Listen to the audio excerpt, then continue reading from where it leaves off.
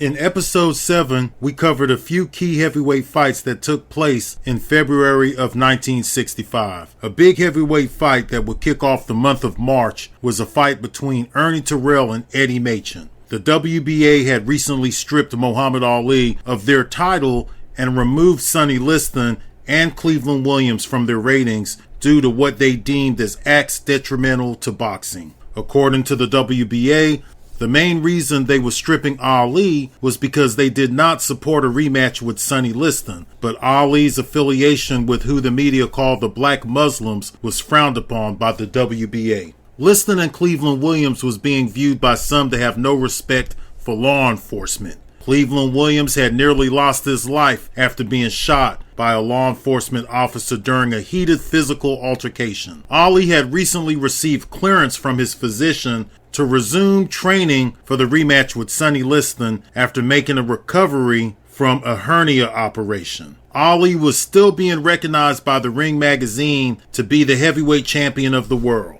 The WBC had recently mentioned that they supported the WBA in the WBA's recent stripping of Ali and seemed to be leaning towards following the WBA's actions, but after the WBA received heavy criticism from fight fans and boxing experts, the WBC appeared to be retracting from earlier statements regarding Muhammad Ali. Ali spoke out against the WBA and told the world that he was the best fighter in the world and that the only way he could lose this claim would be for somebody to defeat him in the ring. Ernie Terrell and Eddie Machen was set to meet on the 5th of March for the vacant WBA title. That's the WBA title that Ali had been stripped for. Ali told the media that he could care less who the WBA recognizes as the heavyweight champion. As far as Ali was concerned, he was the only heavyweight champion, and many agreed with him. WBA. I don't know none of the members of it. I never even heard much about them, but I don't know. I will say to the WBA, what reason do they have to stone me as Jesus once said when he was being crucified? From which of my deeds do you stone me? Do you stone me because I don't drink? Do you stone me because I don't smoke? Do you stone me because I'm not married to a white woman? Do you stone me because I love my people? Do you stone me because I stand for the truth?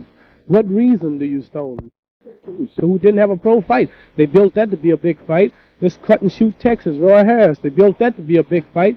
Now here's the biggest man in all history. A few months ago, Sonny Liston. All of a sudden, this fight shouldn't go off because he don't stand a chance. They're just making themselves look bad in the eyes of the intelligent world.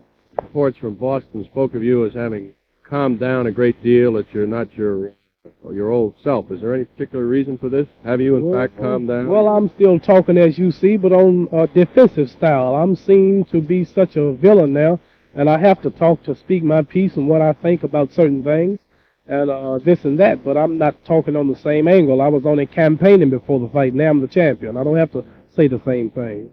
You know, all this talk about I'm the greatest and all that was just campaigning, is that it? Yeah, that was just campaigning. After all, I did prove to be the greatest, but I don't have to say it no more. They tell me. In other words, now that you've made it, you don't have to make the boast anymore, is that it? No, I don't have to boast like I used to. Well, you think your personality has changed since you've won the title? Well, I'm a little more relaxed and settled. As you can see, I have a pretty wife here, and I don't have to talk like I do. She don't like me to talk too much, do you? No. She told me to be quiet. Did you tell your husband to be quiet? She was one of the people who quieted me down. Why did you do that? Action speaks for itself. He didn't have to talk anymore. She said, I don't have to talk anymore.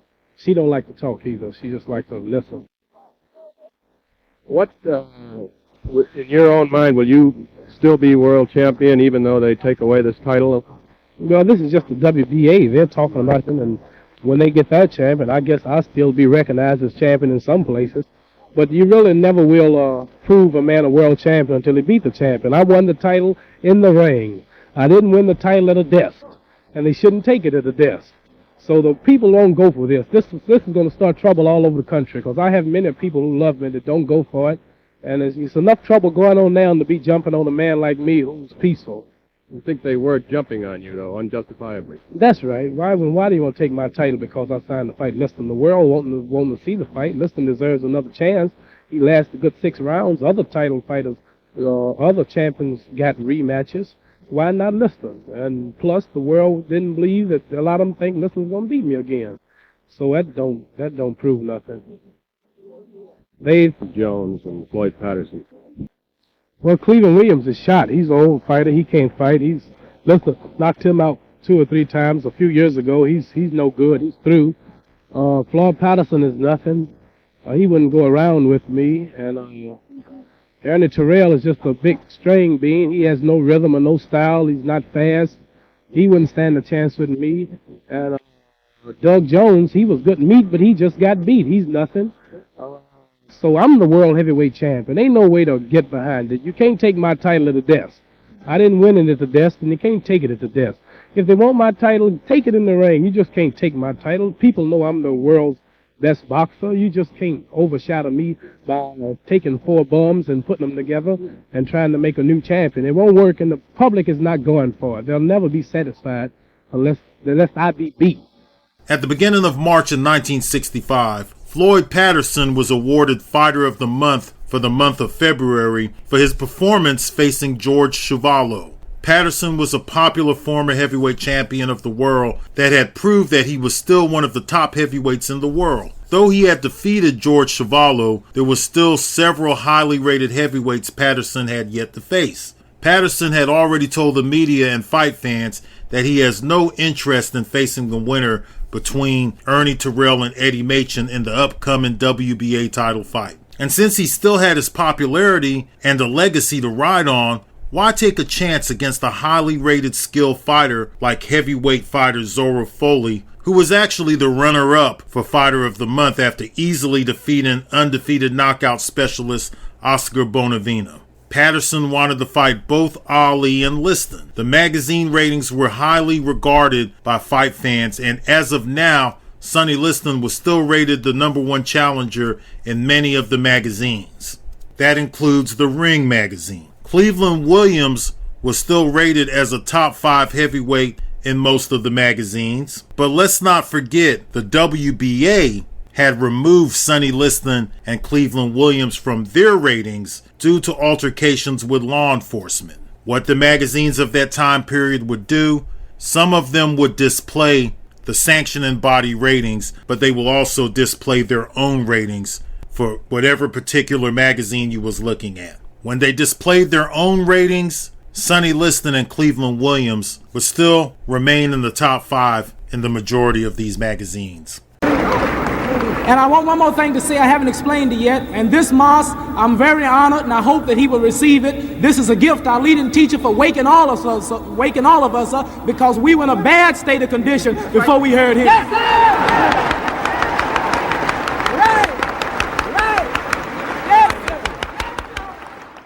The biggest criticism Ali received had a great deal to do with his affiliation with the black Muslims. Malcolm X had just been gunned down, and some Malcolm X supporters were blaming Muhammad Ali, as well as blaming the Nation of Islam for Malcolm's death. The 2 guys that were being blamed the most, of course, was Muhammad Ali and the Honorable Elijah Muhammad.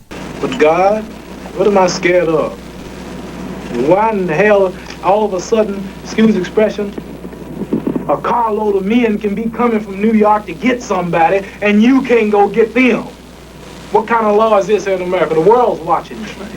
You make a fool out of yourself, picking on a clean, righteous man like me and hollering about, what you come to tell me they're coming to get me for? Why don't you go on the highway and stop them? I'm not scared of you, and you run the country. What am I scared about some more people for? Ali talked tough, but security would have to be heightened as there was several death threats coming Ali's way. On the 28th of February, the NOI would conclude their latest convention, and the Honorable Elijah Muhammad would speak at the event. The heavyweight champion Muhammad Ali was in attendance. Elijah Muhammad spoke about tension between black folks and urged black people to unite against who he referred to as a common enemy, which Elijah Muhammad said, of course, was the white race. Elijah Muhammad pushed this throughout the speech, He said that his issues with other black folks was minor compared to the common enemy that all black folks face, which are white people. According to the media, there have been a few beatings over the past few days delivered by the NOI to black men that had been thrown out of the NOI. There was definitely some tension in the air. There was also a spectator that was beat on the last day of the convention. According to the media, he was beat for insulting the Honorable Elijah Muhammad a year earlier. But Elijah Muhammad wanted the people to know that the NOI was about peace and their only enemy was the white race. On March 1st of 1965, Muhammad Ali and his team went to a bowling alley for an evening of fun. It was this evening that Ali was attacked by a black 19-year-old student. Police escorts was also present and was able to restrain the young man before he could get to Ali. According to some reports, the young man was a supporter of Malcolm X, and according to some other reports, he was a critic of the NOI. Maybe he was a combination of both. The young man was charged with disorderly conduct and held at a nearby police station. On the 1st of March, Dr. Martin Luther King offered to mediate between black nationalist groups that were at odds with each other. The recent winner of the Nobel Peace Prize urged followers of Elijah Muhammad and the recently assassinated Malcolm X to sit down at the peace table and iron out their differences. Also on March 1st, according to the news in the heavyweight division, up-and-coming young heavyweight Thad Spencer would be fighting Billy Daniels on March 17th. Billy Daniels, who had lost to Ali in the past, was now on the downslide. In fact, Daniels was coming off a decision loss to 1960 Olympic gold medalist Franco De Piccoli. Even though he finished the fight against De Piccoli, he was floored twice in that fight. And we did cover De Piccoli versus Daniels in the previous series. Thad Spencer was being compared to a young Joe Louis. He had suffered a recent setback at the end of 1964, suffering a knockout loss in a fight with Amos Big Train Lincoln. Both Thad Spencer and Billy Daniels had something to prove. Spencer versus Daniels was definitely a heavyweight fight to look forward to. It would only be coming up in a few weeks. And fight fans that were interested in the heavyweight division was looking more at Thad Spencer to be a future threat for Muhammad Ali. There was a lot of boxing news breaking on March 1st. It was also announced that Ernie Terrell was now a 7-5 favorite facing Eddie Machen in the upcoming vacant WBA heavyweight championship fight scheduled a few days out. Machen was coming off a decision loss to former heavyweight champion of the world Floyd Patterson. Machen was also lucky to be getting a title shot as he was replacing Cleveland Williams, who was recently shot by a law enforcement officer after a physical altercation. Terrell and Machen both had started their careers in the 1950s before Ali appeared after the 1960 Olympics. As we discussed in an earlier episode, Machen had come from a troubled criminal lifestyle filled with chaos and mental health issues.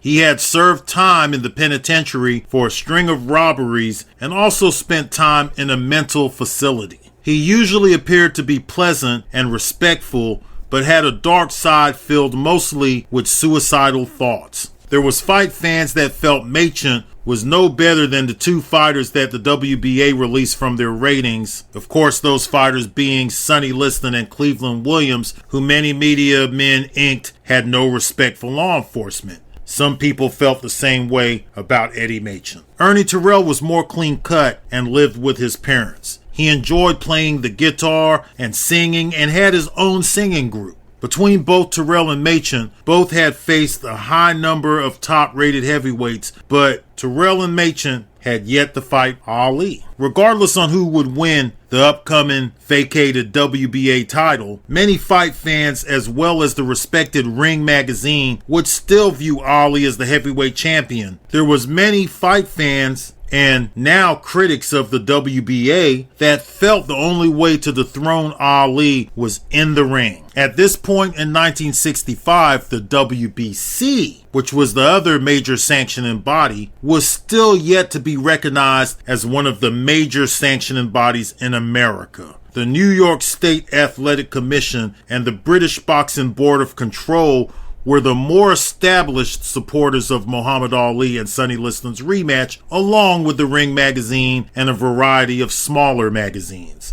Many of those that supported the Ali vs. Liston rematch were the biggest critics of the upcoming WBA title match between Ernie Terrell and Eddie Machen. The European Boxing Union somewhat followed the WBA and decided not to recognize Ali as the world champion. But statements was later released by the EBU, which is the European Boxing Union, that contradicted earlier statements that came from the EBU a few months earlier. The EBU was now saying that they would not recognize the winner of Terrell vs. Machen as the heavyweight champion until the winner can beat Floyd Patterson, the former heavyweight champion of the world.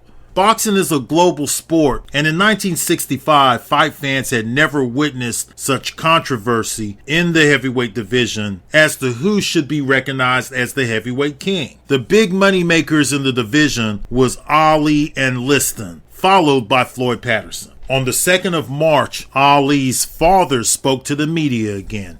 He had been at odds with Ali due to Ali's affiliation with the NOI. Ali's father was now telling the media that Ali wanted out of the NOI but was afraid to make his exit. Ali and his parents had been arguing over Ali's affiliation with the NOI over the past few years. Ali's parents had been sent home from training camps on several occasions from Ali himself, as they was vocal regarding their negative opinions on the NOI. Ali wanted his parents to stop speaking on the NOI, but Ali's parents refused to comply with Ali's wishes. This placed Ali in between a rock and a hard place. According to Ali, his father was reinforcing divide and conquer tactics utilized by the white media. On March 2nd, Korean War veteran and top heavyweight Zora Foley was back in the news. Foley was calling out Floyd Patterson.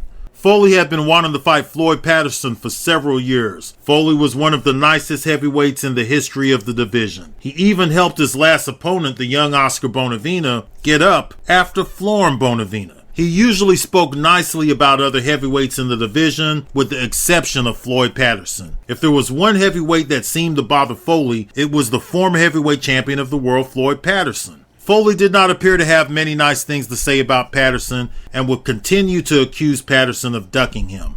But it appeared as though Patterson already had a guarantee to fight the winner of Ali vs. Liston. Why take a chance fighting Zora Foley? Even though Foley was one of the division's seniors, he was known to be the most scientific boxer in the division. Rumor had it that before Patterson would receive a title shot, he wanted a stay busy fight. Foley caught wind of this and said, "Hey, I wouldn't mind being that stay busy fight for Floyd Patterson." But Foley was a high risk fight. Regardless, Foley's manager told the media that he would be contacting Patterson's management in the next few days to arrange a fight. On March 3rd, the media continued to focus on Ali's affiliation with the Nation of Islam. Let's not forget that the media referred to the NOI as the Black Muslims. This is something that we discussed and displayed in earlier episodes. Ali's affiliation with the Black Muslims was one of the main subjects of interest in his early career. He was highly criticized because of his affiliation with the NOI, and he was also criticized for his fighting style. It was said that Ali threw his punches wide. He fought with his arms down. Critics said that he didn't go to the body enough. He was also criticized for excessive showboating and taunting in the ring. On top of that, Ali's braggadocious personality did not sit well with some of the old school fighters and fight fans. He would predict the rounds that he would stop his opponents in and would even get personal with some of the other heavyweights, such as calling Liston a criminal, a Floyd Patterson an Uncle Tom. Regardless, the media and fight fans took notice,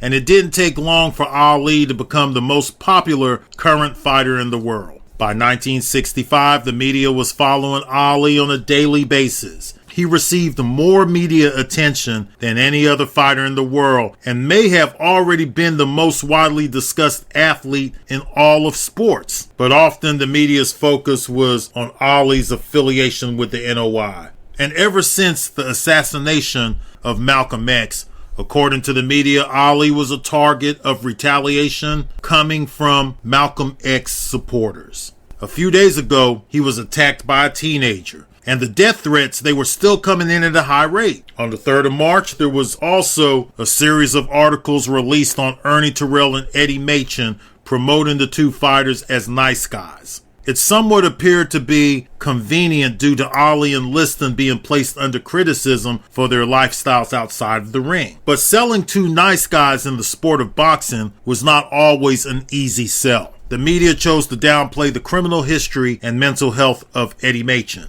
And maybe this seemed to be convenient at that time, but there was members of the teams that admitted the fight was not as easy to sell without a villain in place. Machen may have had a criminal past, but he was showing Ernie Terrell a lot of respect. Both guys had been all smiles at the previous presser. Would good sportsmanship help sell a fight? That remained to be seen. The day before the fight between Ernie Terrell and Eddie Machen, Ali continued to be the fighter of discussion. The media again covered the confusion in the heavyweight division and the fact that as of tomorrow, the heavyweight division would have two champions. This was not something the boxing fans of 1965 was used to. The fight fans of 65 did not appear to be very receptive to the idea of having another heavyweight champion. The fight was scheduled to take place in Chicago the very next day. The scheduled location had 12,000 seats available, but only 6,000 fight fans had bought tickets. There was also some rumor that the WBA was buying tickets themselves. Terrell was now 26 years old. Machen was 33 years old. Terrell was the favorite going into the fight. He was also now working with Joe Louis. Many heavyweights would bring Joe Louis into camp. The role Louis played depended on the fighter. As of now, Louis was one of the trainers for Terrell. He had also advised heavyweights such as Sonny Liston and George Chuvalo. The WBA had placed themselves on a tight spot as not many people were backing this fight and regarding the fight as a title fight.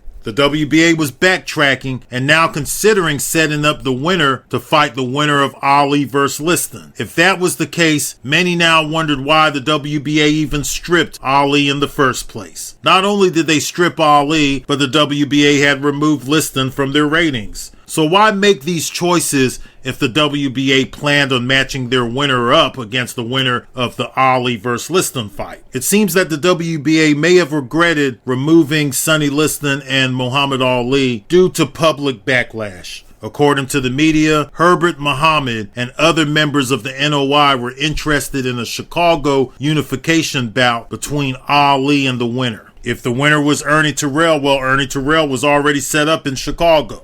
But Ali's trainer wanted the focus to stay on Sonny Liston. Angelo Dundee said that after the Liston bout, Ali would be open to fighting the fighters that the fans are interested in seeing him fight. Angelo Dundee said that Team Ali was not concerned with the WBA and that world championship titles are won and lost in the ring. If it was true that the WBA now appeared to be interested in matching their winner up between the winner of Ali versus Liston, it may have been better for the WBA to abandon talks regarding acts detrimental to boxing and stick with the WBA not supporting rematches being their main reason for stripping Ali and removing Liston from their rankings. Because Ali and Liston were still the same guys outside of the ring that was being held to the flame for acts detrimental to boxing. Nothing much had changed. Liston was doing what he could to stay out of trouble, and Ali was still affiliated with the NOI. Ernie Terrell knew that Ali liked to spend a lot of his time in Chicago. Terrell said that he did not want Ali at the fight. Ali had been back in Chicago over the past few days, but had now left Chicago in his red and white bus to open up training camp in Miami, Florida. So Terrell would not have to worry about Ali stealing the show. Also, Ali was not happy with the WBA and didn't want to help the WBA promote their event, especially after the WBA stripped him of their version of the heavyweight championship. Ali traveled with a few members of his team and was inked to not have any security, even though death threats were still coming in at a high rate. Ali told the media that he was not afraid of anyone and reminded the media that he was the one that already once conquered Sonny Liston. He was the heavyweight champion of the world. He was the best fighter on the planet. But when you're receiving death threats, there's no doubt about it that the person receiving death threats should also consider gunplay. He concluded by telling the media that he was not worried about being short of security. "I'm not looking for trouble, but if I meet trouble, I'm going to meet it head on. If it's time to die, I'm ready. 10 men tried to get Liston and couldn't. I got them. What am I to be afraid of?" Going into the fight between Terrell and Machen, Terrell was a 7-5 favorite according to some articles and a 2-1 favorite according to other articles. Terrell was the fighter that had a streak going and had not lost since fighting Cleveland Williams 3 years earlier. Machen had also had a nice winning streak going before losing a decision to Floyd Patterson in his last fight. Also, Machen was not happy with former heavyweight champion of the world Joe Louis, who was going to be in Terrell's corner in the upcoming bout. Joe Louis was known for not making predictions in bouts, but Louis announced that Terrell would knock out Machen in 5 rounds. Machen didn't like Joe Louis telling the media that he would be stopped in the 5th round and said that he would dump Terrell in Joe's lap within 12 rounds. Machen planned to weigh less in his fight against Terrell than the 199 he weighed against Patterson. He said that he fights better in the high 180s to early 190s. March 5th, 1965, Chicago. The big fight was finally here. Ernie Terrell was facing Eddie Machen for the vacant WBA heavyweight championship. Better than 7,000 fans in the stands. And this one is being fought for, as we mentioned a couple, 3 times earlier in the telecast, the World Boxing Association Heavyweight Championship. Now you might say, well, what does that mean? And that's a good question. WBA represents 48 of the 50 states in the United States. Naturally, several foreign countries are also lined with the WBA. So this title will be effective in 48 states. The 2 states that do not go along with WBA rulings would be Massachusetts and New York. What do we have tonight? Contrast in ring styles. Big Terrell, long, lean, lanky, half-inch taller than the one-time champion, Primo Carnera, the man with a strong left jab, a good left hook. Terrell, a prohibitive favorite around his city of Chicago. And Eddie Machen, the little guy. It's the good little man against the good big man. Slightly under 6 feet tall, 5'11" and a fraction. Machen, mechanical, steady, knows what to do in a squared circle. And as far as ring styles go, they're direct opposites. Terrell is out of the gate real fast. Usually a fast starter. Very good, very effective in the early rounds. As for Machen, he's better down the home stretch. In other words, the second half of the fight could give Machen an edge. Who has just returned, just come over from Germany, where he holds the title as the European heavyweight champion. He is here tonight to challenge the winner. Ladies and gentlemen, the European heavyweight champion, Karl Mildenberger. Very good-looking young man, a southpaw. Ladies and gentlemen, the one, the only Joe Louis.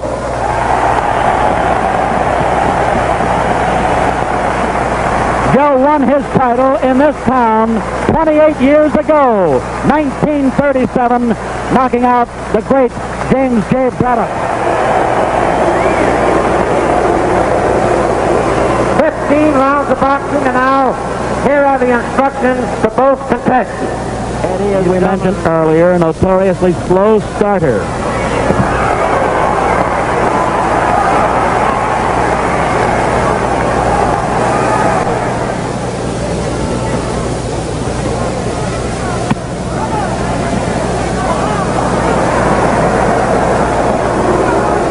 Ernie Terrell, corner. As we look into the corner, we see that Joe Louis is leaning over, saying a few words to him right now. Sam Solomon is actually running the corner, and Freddie Brown, one of the best in the business, the cut man, the man to get him ready for every round that follows.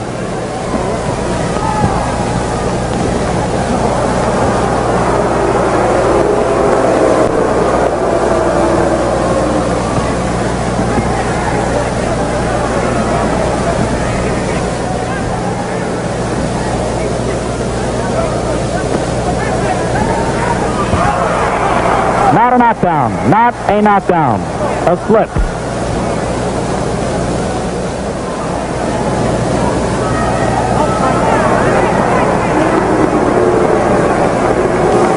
Machen leading a bit more in this 3rd round. ball. Terrell still with that left jab, using it offensively and defensively.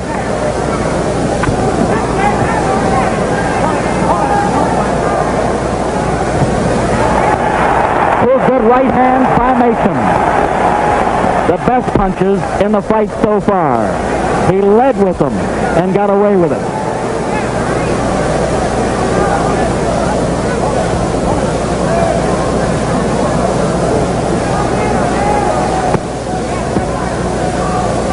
"30 seconds to go in this third round.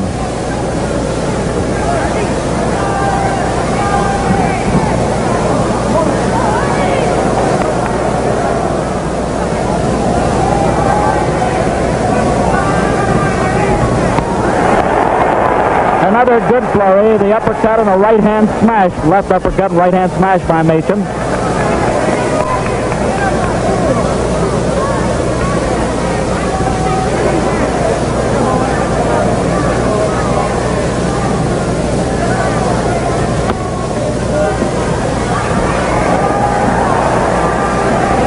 "30 seconds to go in the fourth round.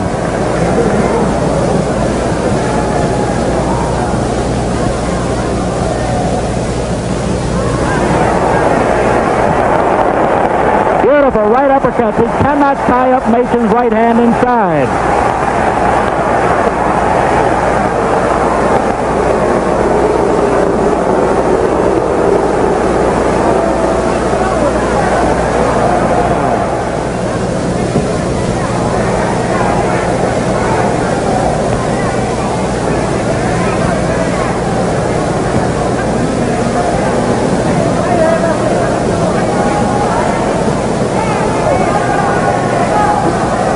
So far, and we're almost midway through this fifth round, has shown the left hand to be his main weapon of offense and defense. He jabs going forward, he jabs going away.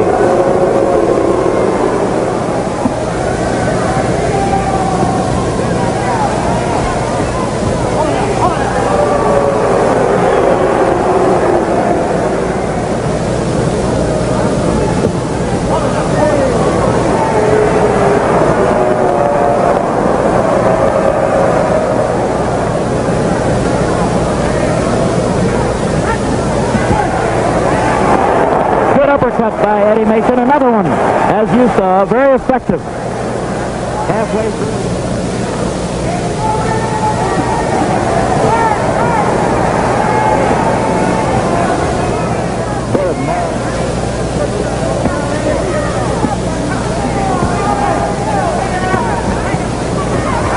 Beautiful shots by Terrell. He put punches together halfway through this ninth round.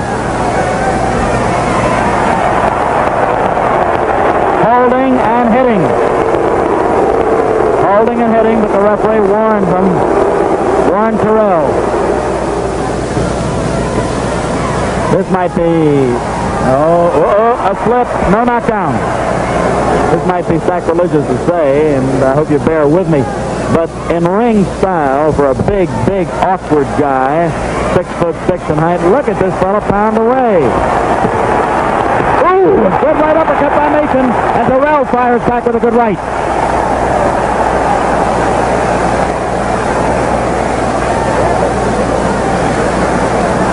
When Terrell is at long range, he reminds us in ring style, a little bit behind that left hand, of the wonderful Billy Conn.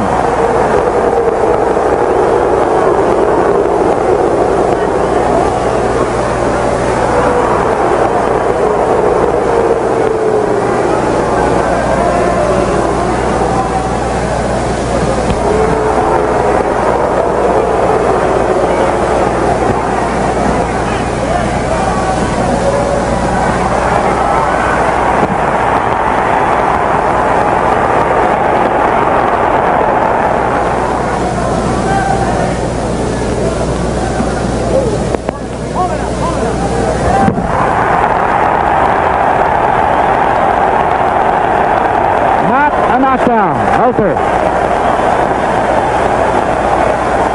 Left hand is really outstanding.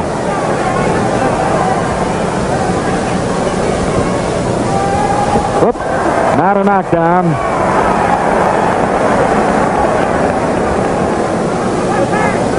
Carl Mildenberger. Ooh, a right over a left by Terrell. Counterpunch that time beautifully. Carl Mildenberger, the European champion, the young man from West Germany, to our left, smiling all through these last few rounds. He'd like to get the crack at the crown, fight the winner of this one.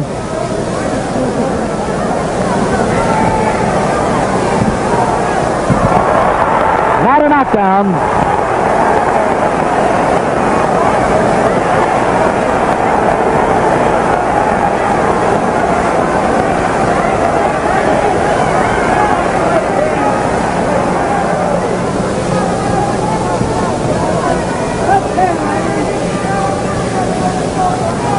Been a hard fight.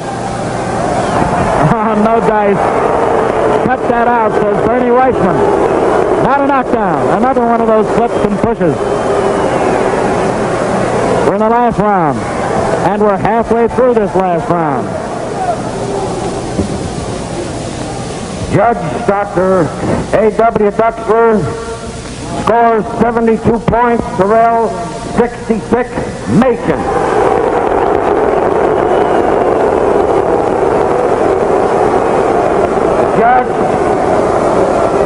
Judge William Doty scores the fight 67 points, Machen, 70 Ernest Terrell. And the referee, Bernard Weisman, scores the fight Terrell 72, Machen 67, the winner, unanimous decision, Ernest Terrell. Ladies and gentlemen, unanimous decision. All three officials awarding the fight to tall Ernie Terrell, 6 foot 6 inches, a good hard boxer. Well, this is Steve Ellis from ringside saying we hope you enjoyed it. Tonight's WBA Heavyweight Championship contest was presented by Lester and Malice Incorporated, promoted by S&K Sports Enterprises Incorporated. Terrell would win a 15-round unanimous decision. After the fight, the crowd booed loudly. This was not a crowd-pleasing performance, and even though Terrell won the fight, Terrell, who was fighting out of Chicago, was not liked much by his home crowd, as this was not the first time he was booed in Chicago. In fact, some of the fight fans cheered Machen and said that Machen was robbed. Joe Louis, who was working with Terrell, addressed the media. "It wasn't a good fight. Terrell looked like an amateur, and Machen didn't help any," said Joe Louis. Ernie Terrell was a fighter that did not mind working off his jab. Terrell did whatever it would take to win the fight. He would also utilize excessive holding and illegal tactics. Terrell would smother his opponents to prevent them from throwing punches. As his opponents worked their way to the inside, Terrell would often hold and lean on his opponents. His style was far from crowd-pleasing. The closest action fight fans got towards any kind of a knockdown came in round 10. Terrell appeared to have floored Machen, but the referee ruled it a slip. Machen was able to land successfully from time to time, as Terrell had a swollen left eye. Terrell also had puffy eyes in his previous fight and appeared to be a fighter that would swell up if his opponents could land clean punches. But according to Terrell, he was thumbed by Machen in the 6th round. So once again, 15-round decision victory for Ernie Terrell. According to the referee and judges, it was Terrell's jab that made the difference. Ernie Terrell was now the WBA heavyweight champion of the world. After winning the fight, Terrell addressed the media. According to Ernie Terrell, he was willing to fight any heavyweight in the world except former heavyweight champion of the world Floyd Patterson. Like Zora Foley, Terrell was one of the heavyweights that felt he was ducked by Floyd Patterson. Terrell and his manager criticized Patterson in the locker room, calling Patterson an all-out bum. But Patterson had already told the media weeks earlier that he was not interested in fighting the winner between Terrell and Machen. Patterson wanted to fight the winner between Ali and Liston. Patterson also told the media that he believed Ali was the real heavyweight champion. Ernie Terrell, he told the media that he should get the winner since he is the one that will be bringing a belt to the fight. Then he said that he considers himself the heavyweight champion and the top heavyweight in the world. Terrell acknowledged the criticism coming from former heavyweight champion of the world Joe Louis, who had been hired by Team Terrell and was working Terrell's corner. He said that Joe Louis was a big addition to his team and was very helpful, but would Joe Louis remain with Team Terrell? As for Eddie Machen, Machen said that he had no excuses, and although he disagreed with the decision, Terrell won on the scorecards. After losing 2 fights in a row, Machen would need to make a serious statement in his next fight to get back in the heavyweight mix. He was still one of the more experienced heavyweights, but could Machen work himself back into another title shot? Machen wanted a rematch, but it appeared as though the WBA was looking at a couple of other fighters that came up right after the fight. One was the European heavyweight champion Carl Mildenberger, and the other fighter was highly rated Canadian fighter George Chuvalo. On March 8th, Ali was back in the news. This time the fighter calling him out was light heavyweight champion of the world, Willie Pastrano. Pastrano was angry with Ali's trainer and manager, Angelo Dundee. Dundee was the trainer and manager to both Ali and Pastrano. Pastrano had a defense lined up in 3 weeks and was angry that Dundee was not in camp with him and was spending most of his time with Ali. According to light heavyweight world champion Willie Pastrano, Ali vs. Liston should not have been Dundee's main focus, considering Pastrano had a defense coming up in 3 weeks. Ali was training in Miami and Pastrano was training in New York. Pastrano had sent several messages asking Dundee to make his way up to New York as his services was needed, as Pastrano was paying Dundee a percentage to be his manager. The main reason Pastrano was mad at Ali was because Ali had developed a friendship with Pastrano's up-and-coming opponent, Jose Torres. Torres was a Puerto Rican fighter that was next in line for Pastrano. Ali did not hold back when telling the media that he believed Jose Torres was going to beat and take the light heavyweight crown from Willie Pastrano. Pastrano told the media that after he was finished defeating and stopping Jose Torres, he would be seeking a fight with Muhammad Ali for the heavyweight championship of the world. Pastrano told the media that he was Ali's stablemate and that he thought they was friends. But for some reason, Ali decided to distance himself from Pastrano and favor Torres. The news got back to Ali. According to Ali, Pastrano needed to focus on Torres. Ali again told the media that Torres would be the new light heavyweight champion of the world after fighting Pastrano. As for Dundee, he replied to Pastrano through the media and said that he would be flying up to New York within the week. Also on March 8th, the beef would continue to brew between new WBA heavyweight champion of the world, Ernie Terrell, and former undisputed heavyweight champion of the world, Floyd Patterson.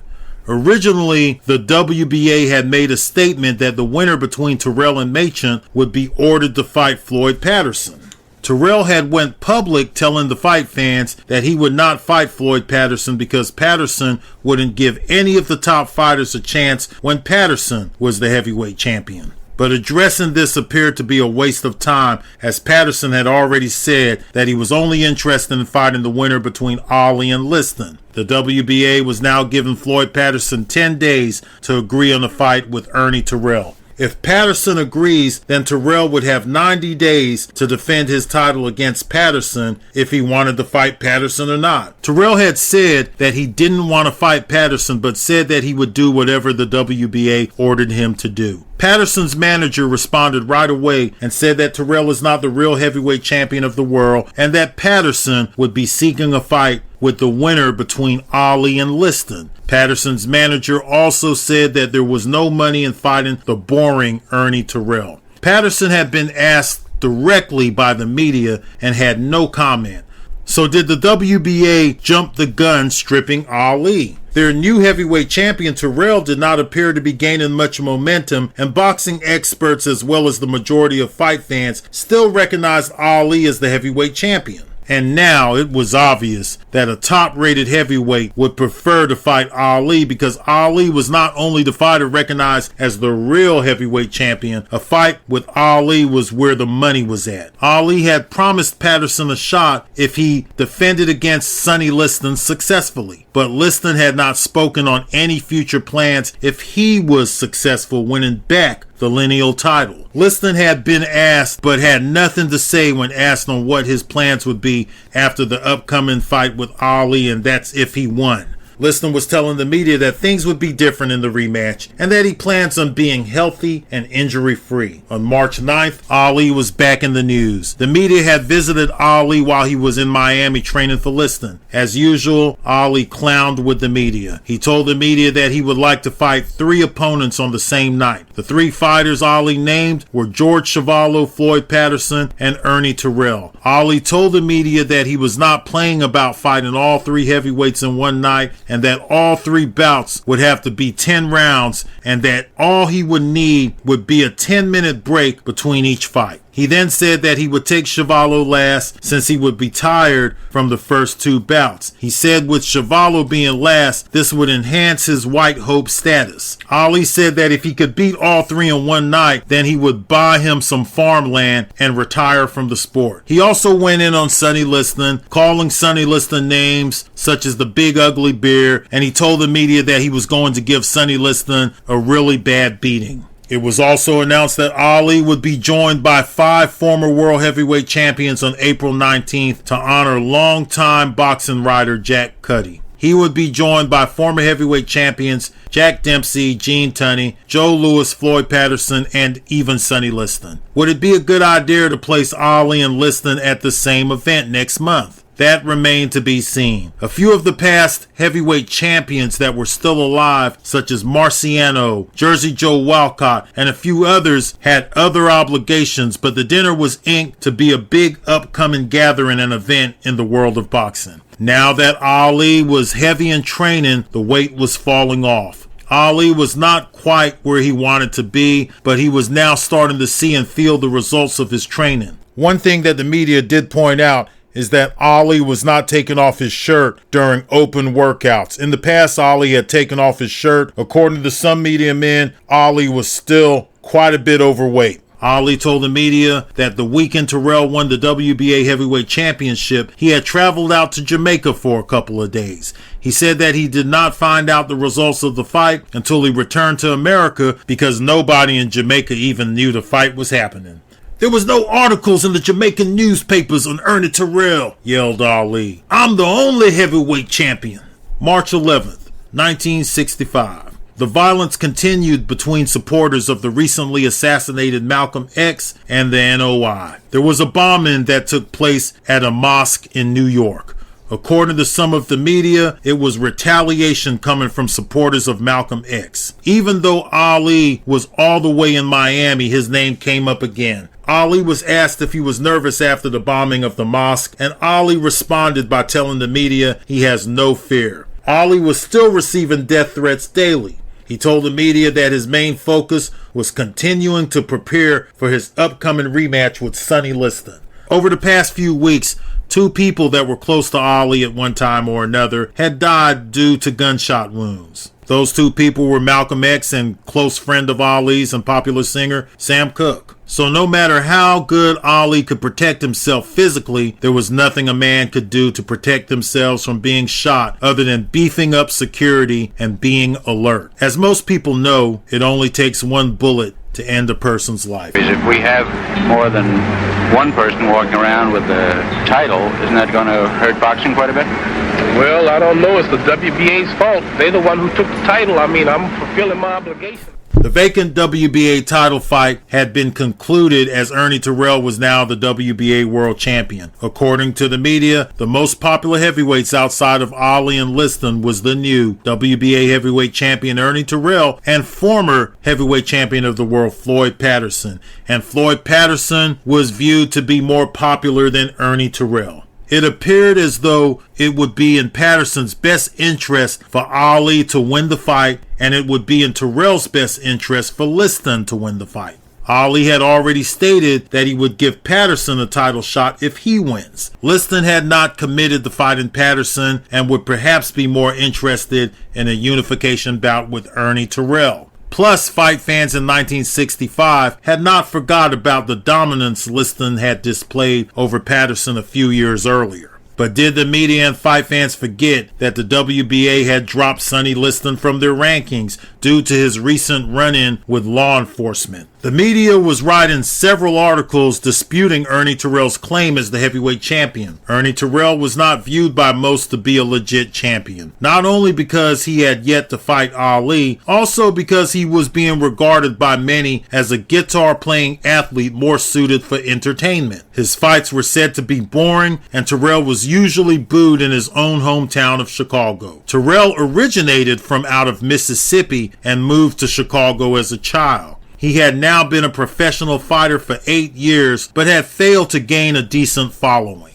Ali was no doubt the lineal and more popular heavyweight champion. Terrell did not like Ali, and Ali also had a bigger following in Chicago than Terrell. Some accused Terrell of being jealous of Ali. He refused to call Ali by his name and was still calling Ali Cassius Clay. Terrell would sometimes call Ali Cassius X. He appeared to be calling Ali by his birth name in a sarcastic way. He never had much good things to say about Ali and appeared to be a huge critic. He was already telling the media that he was the real heavyweight champion of the world. Terrell could not understand why he was being overlooked by the fight fans. He reminded the media that he had defeated Eddie Machen, Zora Foley, and Cleveland Williams. Joe Louis, who had been working with both Terrell and Liston, said that he believed that Terrell had a solid chance against Ali, but not Liston. Then Joe Louis said that styles make fights and that Ali had a better chance than Terrell to beat Liston. But it did not mean Ali could beat Terrell. Louis explained the concept of styles making fights and would constantly speak out against triangle theories.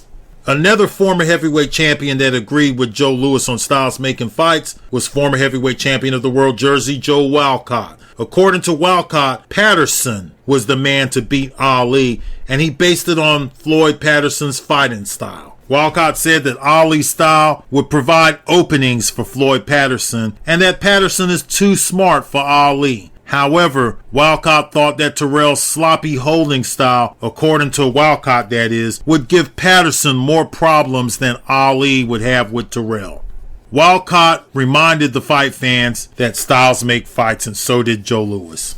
March 13th. Former heavyweight champion of the world Ingemar Johansson visited Muhammad Ali at Ali's training camp in Miami. Ali had sparred Johansson a few years ago and told Johansson that he would give him a shot at the heavyweight crown right away. According to Ali, a fight with Johansson would be a big money fight, not only because Johansson was a former world champion, but because Johansson was a white fighter. Johansson had won the heavyweight title, defeating Floyd Patterson back in 1959. Patterson had twice avenged the loss to Johansson by stopping Johansson twice in the early 1960s. Johansson had won 4 straight fights since losing to Patterson, but had not fought in 2 years. Rumor had it Johansson was making a comeback, and Ali offered him a direct title shot, telling Johansson he believes a fight between him and Johansson would draw $20 million. While at Ali's camp, Johansson told Ali he was not interested in a title shot right away. He also said that he was not sure if he was going to make a comeback. Also on March 13th, living legend and past light heavyweight great Archie Moore told the media that he believed Sonny Liston was going to defeat Ali in the rematch. According to Moore, if in shape, Liston would stop Ali inside 5 rounds. Moore was Ali's trainer early in Ali's career. Eventually, the two ended up fighting, and Ali stopped a nearly 50-year-old Archie Moore in 4 rounds. Moore remained a critic of Ali. Archie Moore was also highly respected and was a spokesperson and ambassador for the sport of boxing. Archie Moore had been telling the fight fans that Liston was not in shape for the first fight. Moore also said that Liston had gotten really good shape for the rematch, which was supposed to take place in November of 1964. The rematch was postponed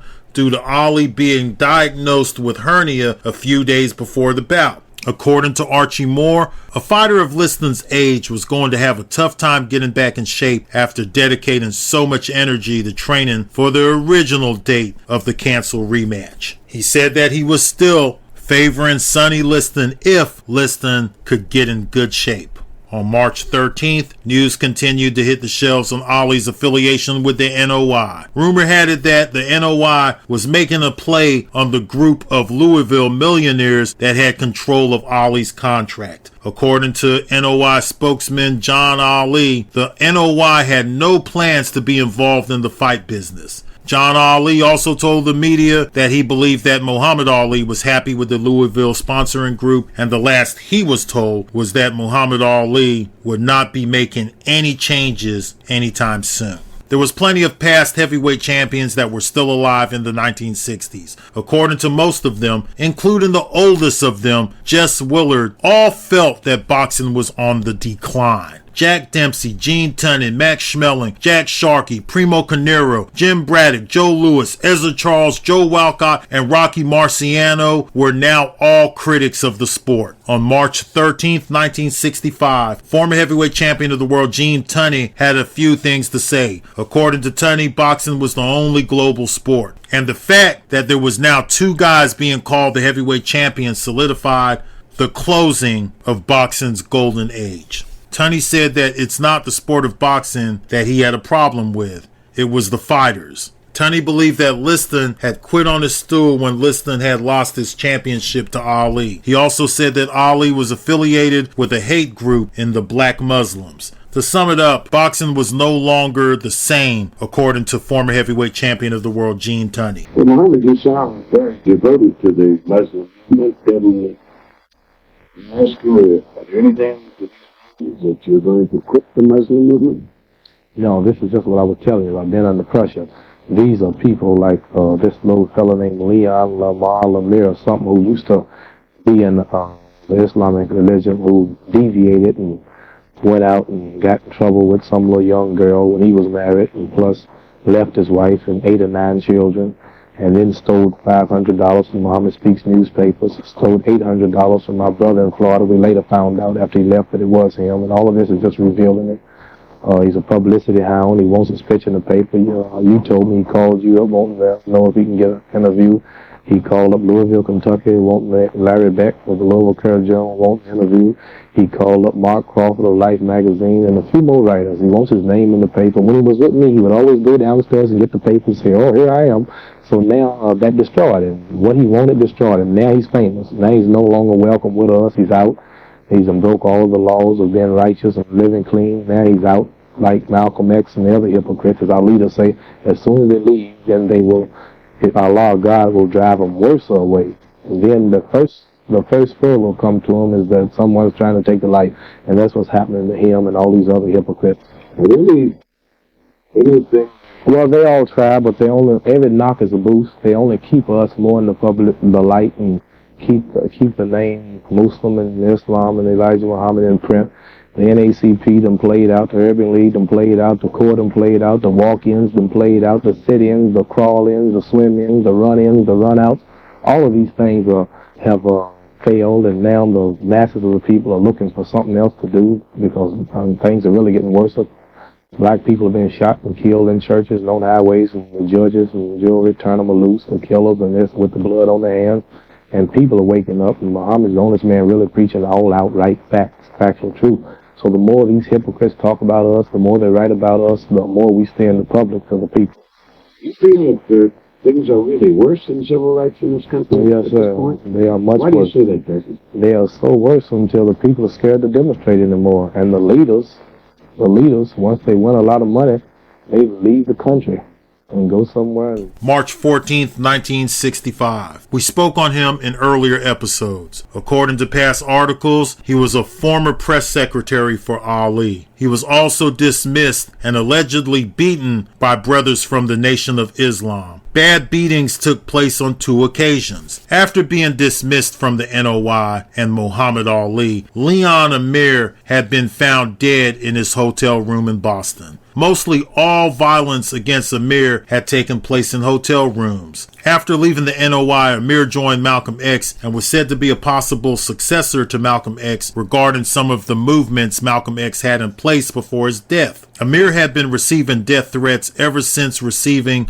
the first beating in the previous year of 1964. In fact, just recently, Amir needed police protection at the funeral for Malcolm X. According to the autopsy, Amir had been found in his hotel room with a swollen brain. There was also a powder found in his body that appeared to be consistent with a sleeping agent. In the end, Amir was not even being claimed by the family of Malcolm X, and according to them, Amir was not affiliated with any of the programs Malcolm left in place. Amir was allegedly beaten by the Muslims after he was kicked out of the Nation of Islam. According to the NOI of that time period, Amir had been kicked out of the NOI because he was not behaving like a Muslim man. That's as far as they would go with the information. There was no information on what he was really accused of to get him removed from the NOI. The NOI kept that information to themselves, and the detailed reasons for Amir's removal was not released to the media. Ali's name remained connected to this story. More powerful,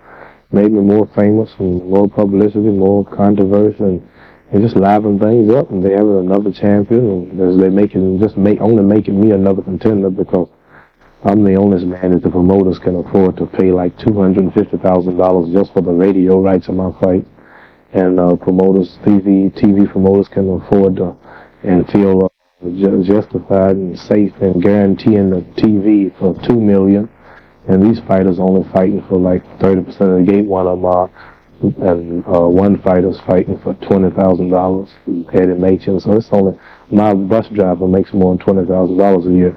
Not just that, I do a lot of talking in the ring about I'm the greatest, I'm the prettiest, I can't be beat. Tell the man what round is going to fall, and naturally I'm under pressure when I go in the ring. I'm on a limb.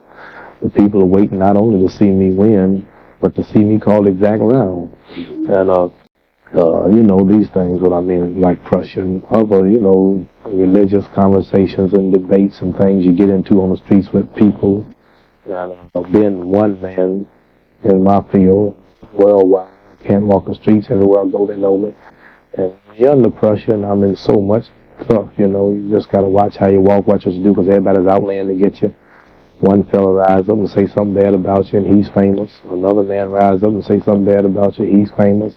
That shows you're rather important when you're every day in the papers, not only fighting, everything. March 17th, Santa Monica, California. Young heavyweight Thad Spencer was back in action. Spencer was being compared to a young Joe Louis. There was also comparisons to past boxing legend Gene Tunney. Spencer had 3 losses on his record, but was still being mentioned as a top heavyweight hopeful. This time he would be fighting past Ali opponent Billy Daniels. Billy Daniels has been covered in this series and was covered in the last episode, losing a decision to 1960 Olympic gold medalist Franco De Piccoli. In 1960, De Piccoli had won gold in the heavyweight division, and Muhammad Ali had won gold in the same Olympics. Ali won gold in the light heavyweight division. Billy Daniels was coming off the loss to De Piccoli. A win over up-and-coming young heavyweight Thad Spencer would place Billy Daniels back in the heavyweight discussion. Billy Daniels was coming from the East Coast. He was born in North Carolina and had moved to New York. He was a barber by trade and was said to be a great barber. He was said to be a fast talker and kept customers entertained by talking boxing. One question that appeared in the newspapers was how many barbers could tell their customers about a fight they had with Muhammad Ali. He was also a man that only had 9 fingers. He lost one of his fingers in an accident that took place at a job in North Carolina. But 9 fingers was not going to stop the fighter known as the Barber. Some called Daniels the Fighting Barber. Daniels had recently moved to Cali, and his target was West Coast heavyweights. Daniels told the media that his plan was to upset Thad Spencer and then fight California fighters Eddie Machen and Roger Risher. Daniels had also set up his booth to cut hair. Appointments were coming in at a high rate as people in Santa Monica heard there was a new barber in the area. Daniels was ahead of his time, delivering fresh haircuts in the 1960s. Daniels also cut his own hair before each big fight and sported a fade, which was not as common in the 1960s. Thad Spencer was currently residing in the state of California, but he was born in Alabama. He had moved to Portland, Oregon at the age of 3 months. Spencer was from the streets and embraced the street life. In 1965, boxing was keeping Thad Spencer out of the streets and limiting him from participating in criminal activity. The question was, how long could boxing keep Thad Spencer from a life of pimping and drug dealing? Spencer started drinking alcohol and using marijuana and cocaine when he was 16 years old. Spencer had natural talent. His problem is that he was caught up in the street life and spent too much time getting high and drunk. The teenage Spencer would get 2 women pregnant, and the 2 women gave birth to his first 2 children on the same day. Spencer decided to marry one of the women and would move to the state of California. The fighter Spencer looked up to was California's Eddie Machen. Eddie Machen appeared at times to be a well-mannered fighter, but had a dark history which included armed robberies and home invasions. Spencer met Machen at a boxing event and was inspired by Machen to be a professional fighter. But Machen liked to party, and Spencer would party with Machen. Alcohol, drugs, and women became a major part of Spencer's life. Spencer said that the fighter he wanted to fight was Ernie Terrell. According to Spencer, he wanted to beat Terrell to get revenge for his best friend Eddie Machen, who had just lost the decision to Ernie Terrell for the vacant WBA World Heavyweight Championship. The fight would take place between Thad Spencer and Billy Daniels, and Spencer would win a unanimous decision. Spencer was inked to dominate this fight. He opened up a cut over Daniels' left eye in the second round and nearly finished Daniels in the 5th round. Daniels weathered the storm and survived to hear the final bell. So 3 losses in a row for Billy Daniels. Daniels' time as a top 10 heavyweight appeared to be short-lived. His plans to move into Cali and defeat all the West Coast heavyweights came to an end before it started. Daniels was still one of the best barbers around, and according to some articles, he had a brighter future being a barber and a businessman. Wherever Daniels went, he was never short of customers looking for a nice haircut. And according to word on the street, appointments increased after each big fight. 22-year-old Thad Spencer would need to keep training hard and remain focused. Spencer now wanted a shot at the California State Heavyweight title carried by Roger Risher. Roger Risher's last scheduled fight was scheduled to take place a little over a month earlier. He was supposed to be fighting Willie Richardson for the California State title. We covered this in the last episode, but as a reminder, Willie Richardson attacked Risher before the fight, and a big fight had broke out in the ring and continued outside of the ring. This resulted in Willie Richardson being suspended. The California State champion Roger Risher had been looking for a new opponent, and it appeared as though he may now have that opponent in Thad Spencer. Negotiations began right away.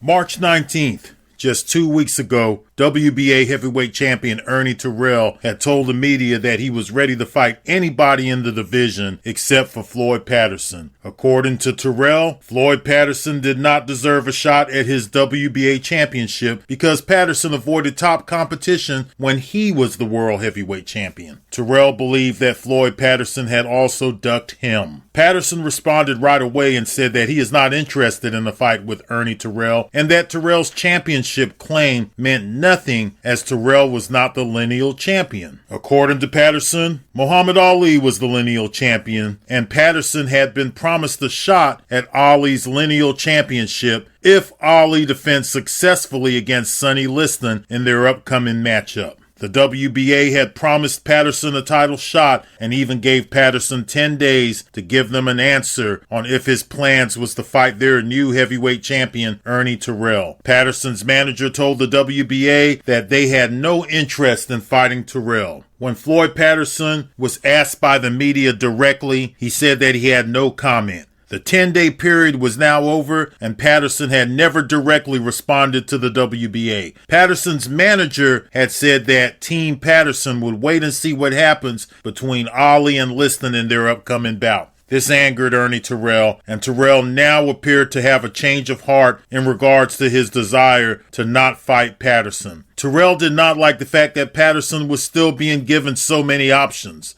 Terrell was now telling the media that he was going to ask the WBA to force Patterson to fight him. Even though Terrell had the WBA World Championship belt, it appeared as though Floyd Patterson, a contender, still had more options than Terrell as a champion. Ernie Terrell had been bad-mouthing Floyd Patterson over the past few years, and Patterson's team had finally decided to respond by telling the media that Terrell is not the real champion, and also saying that Terrell was boring and was not a marketable fighter. Terrell was being called a singer and a guitar player that boxed on the side. They also brought up that Terrell was booed by fight fans in his own city. The WBA would have to do a better job in convincing the people that Terrell was the real heavyweight champion of the world. And of course, Terrell would have to do his part. And at this time, the only thing Terrell could do to really enhance his popularity would be to secure a fight against the winner of Ali vs. Liston. March 19th was also the day former heavyweight champion of the world Sonny Liston officially opened his training camp.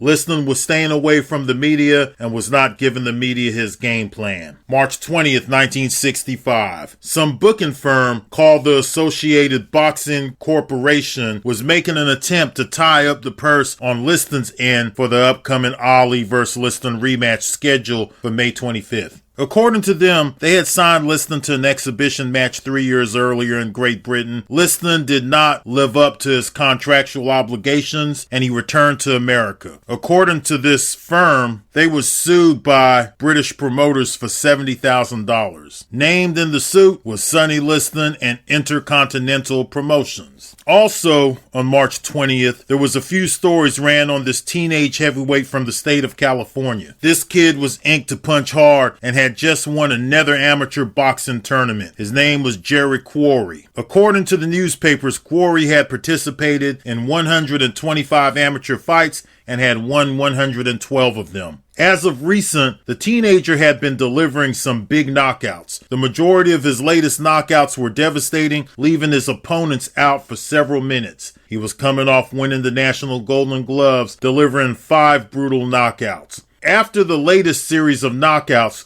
Quarry was having difficulty finding opponents in the amateurs. Even the legendary Archie Moore took notice in his popular boxing column, inking Quarry as a white hope. On March 20th, Quarry announced that he was turning pro. His 9 to 5 was spent changing tires and repairing automobiles. When he wasn't working, he was training. He was inked to be one of 3 fighting brothers whose father was an ex-fighter. March 21st. Joe Louis was back in the news. The media reminded fight fans that Joe Louis was wrong on his prediction on the first fight between Ali and Liston. But the media wanted to know how Joe Louis felt going into the rematch. Louis was interviewed often by the media as he was working with a few young fighters and was even in the corner of the new WBA heavyweight champion Ernie Terrell for the Terrell vs. Machen fight. He was also advising Sonny Liston and at times advising George Chuvalo. Well, the Terrell vs. Machen fight was now over. Now Louis could concentrate on the upcoming rematch between Ali and Liston. Once again, over the years, Louis had been an advisor for former heavyweight champion of the world, Sonny Liston. Louis was still using Liston's shoulder injury as an excuse as to why Liston lost the first fight to Ali. According to Louis, Sonny Liston was still the best heavyweight in the world. Louis said that Liston should not have quit on the stool while fighting Ali, but also said that Liston was not himself in the first fight with Ali. One reporter asked Louis, "Didn't you have Clay badly underrated?" An angry Louis responded, "You, me, and everybody else had him underrated." Louis also reminded the media that Liston had trained hard for the original date that was placed on the rematch. That was November 16th of 1964. Again, the fight date was canceled after Ali was diagnosed with hernia and pulled out of the fight. According to Joe Louis, Liston was now in his 40s, and at Liston's age, the heavy training camps could take a lot out of an old fighter. Louis concluded the age discussion by saying Ali was much younger and pointed out that Ali was in his early 20s and that time was on Ali's side. If what Louis was saying was true, Liston was close to 20 years older than Ali. According to the tale of the tape from Liston's fight with Ali the previous year, Liston was in his early 30s. But there was hardly anyone in boxing that believed Liston was in his early 30s. Rocky Marciano, who was born in 1923, believed Liston was the same age as him, or maybe even a couple of years older. The other legends, such as Dempsey and Tunney, said that Liston was born around 1924 and was now in his 40s. Dempsey had a popular restaurant that old fighters and trainers would visit on a regular, and according to Dempsey, Sonny Liston had been seen in several gym environments by more than one boxing insider in the early 1940s. Even Joe Louis, who was close to Liston, told the media that Liston was a fighter that was now in his 40s. Liston was said to have told Louis and plenty of others that he was much older than the documented age and was not 100% sure when he was really born. There was no solid documentation to prove that Liston was not in his 40s.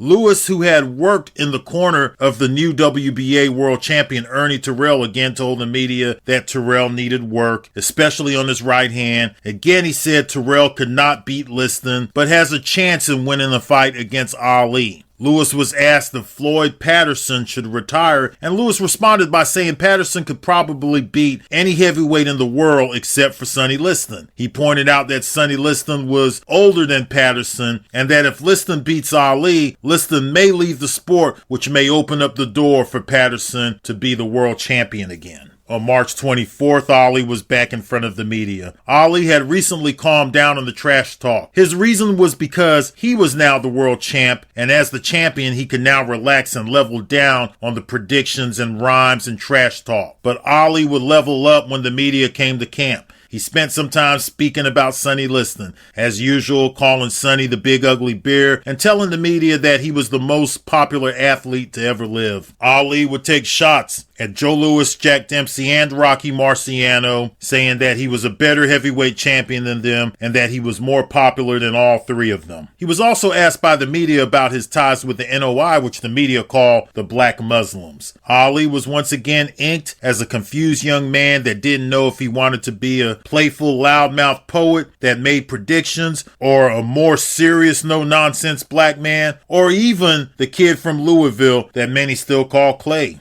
Ali's father had been telling the media that Ali wanted to leave the Black Muslims and that Ali was scared to do so. Ali denied his father's claims. He said that Islam and Allah has given him strength and that the Honorable Elijah Muhammad had guided him to the light. Ali, who had started his day off with the media with lots of energy, had calmed down. He told the media that he did not smoke, drink, and break the law. He also told the media that he was a married man and did not look at women with lust in his eyes. He said that with the money and fame, he was a target of temptation, yet he was still strong enough to live a clean life. He spoke on Elijah Muhammad often and would say that without Elijah Muhammad, he would not be as successful as he was. He was asked about the death threats and said that he is still going out into the public daily without bodyguards. Ali told the media that he did not fear anyone or anything and that nothing was going to develop from these threats. On March 24th, there was also an update provided on the heavyweight rankings and top heavyweight contender Cleveland Williams, who had recently been shot after a physical altercation with law enforcement. Cleveland Williams had already been dropped from the WBA heavyweight rankings due to what the WBA was calling acts detrimental to boxing for his behavior away from the ring. The WBA had released a statement informing the public that they did not believe that Cleveland Williams and Sonny Liston respected the law. Most of the magazines still rated Williams, but in March some of the magazines started removing Cleveland Williams from their rankings, as it was still unknown if Williams would ever fight again due to injuries sustained after being shot by a law enforcement officer. Another fighter being removed from the top 10 in most rankings was the inactive Doug Jones. Jones had not fought since being stopped by George Chuvalo 5 months earlier. Jones had lost the decision in a fight with Ali a little bit over 2 years earlier. It wasn't long ago that Doug Jones was a top contender in the heavyweight division. He had even earned victories over top fighters Zora Foley and future light heavyweight champion of the world Bob Foster. In 1965, the experts did not like to keep inactive fighters in the rankings, so Doug Jones would have to get active so that he could return to the top 10. March 25th, 1965, the big presser for next Tuesday's big fight finally would take place. That would be the fight in the light heavyweight division between world light heavyweight champion Willie Pastrano and dangerous contender Puerto Rico's Jose Torres. The light heavyweight champ Willie Pastrano had not been happy with Angelo Dundee and Muhammad Ali. Pastrano was Muhammad Ali's stablemate, and both champions shared the expertise and management of Angelo Dundee. Pastrano felt as though he had been placed on the back burner by Angelo Dundee and that Dundee's only concern was Muhammad Ali. Pastrano was also angry with Ali as Ali was picking the contender Jose Torres to defeat Pastrano.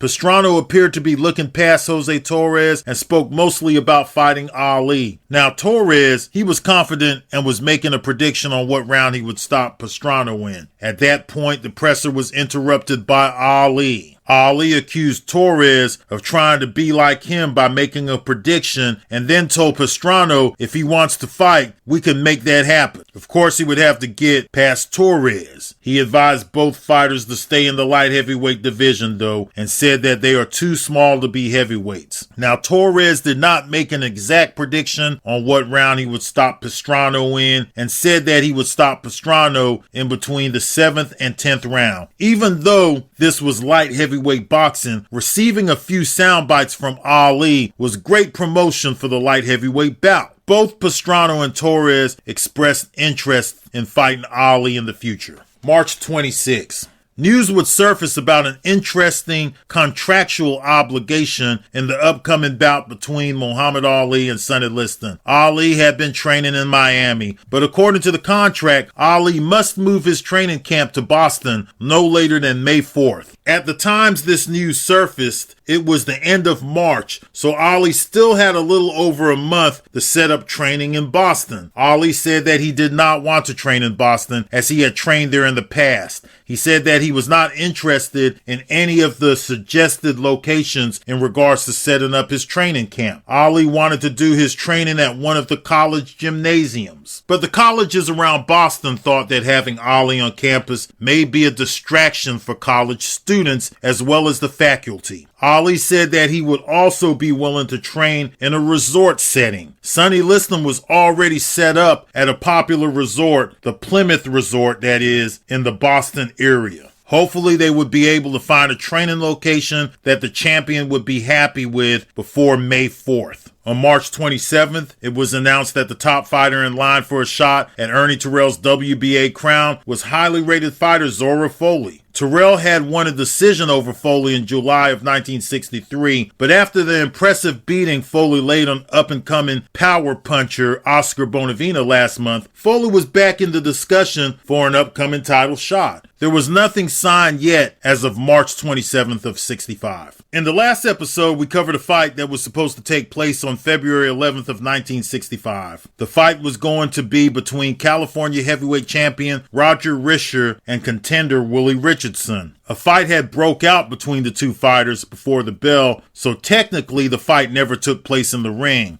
As a result to the chaos, Willie Richardson was suspended, and the suspension was supposed to be a lifetime suspension. On March 27th, about a month and a half after the scuffle, 24-year-old Richardson's boxing license was reinstated and the fight between Willie Richardson and California state champion Roger Risher was back on. The fight was scheduled to take place in Oakland on April the 19th. The hot-headed Richardson was told that this would be his last chance as he had been suspended a total of 4 times by the California State Athletic Commission. Over the past week, Roger Risher had been negotiating with up-and-coming fighter Thad Spencer for a fight between the two to take place on April 26. Rumor had it a contract had already been signed for the fight between Risher and Spencer to take place. The California State Commission would push that fight to the side and promise Thad Spencer a fight against the winner between Risher and Richardson. There was also an agreement made that there would be no presser or face-off between the two hotheads, Roger Risher and Willie Richardson. Both had reputations for trash talk that sometimes would turn personal. But Willie Richardson was the one that appeared to get in the most trouble, as he had already received multiple suspensions. According to the higher-ups with the California State Athletic Commission, the next suspension for Willie Richardson would be a lifetime suspension. One of the chief executives went down on record saying that he does not think it would be long before Willie Richardson is suspended again, and said that Richardson's anger comes from mental struggles. On March 28th, the media returned to the Fifth Street Gym in Miami, Florida to interview Ali. The latest line of jokes coming from Ali was that he was the reason Liston received his last speeding ticket. He said that he heard Liston was driving and somebody had yelled out the name Clay, which caused Liston to get out of Dodge as quickly as he could, which would lead to Liston receiving a speeding ticket.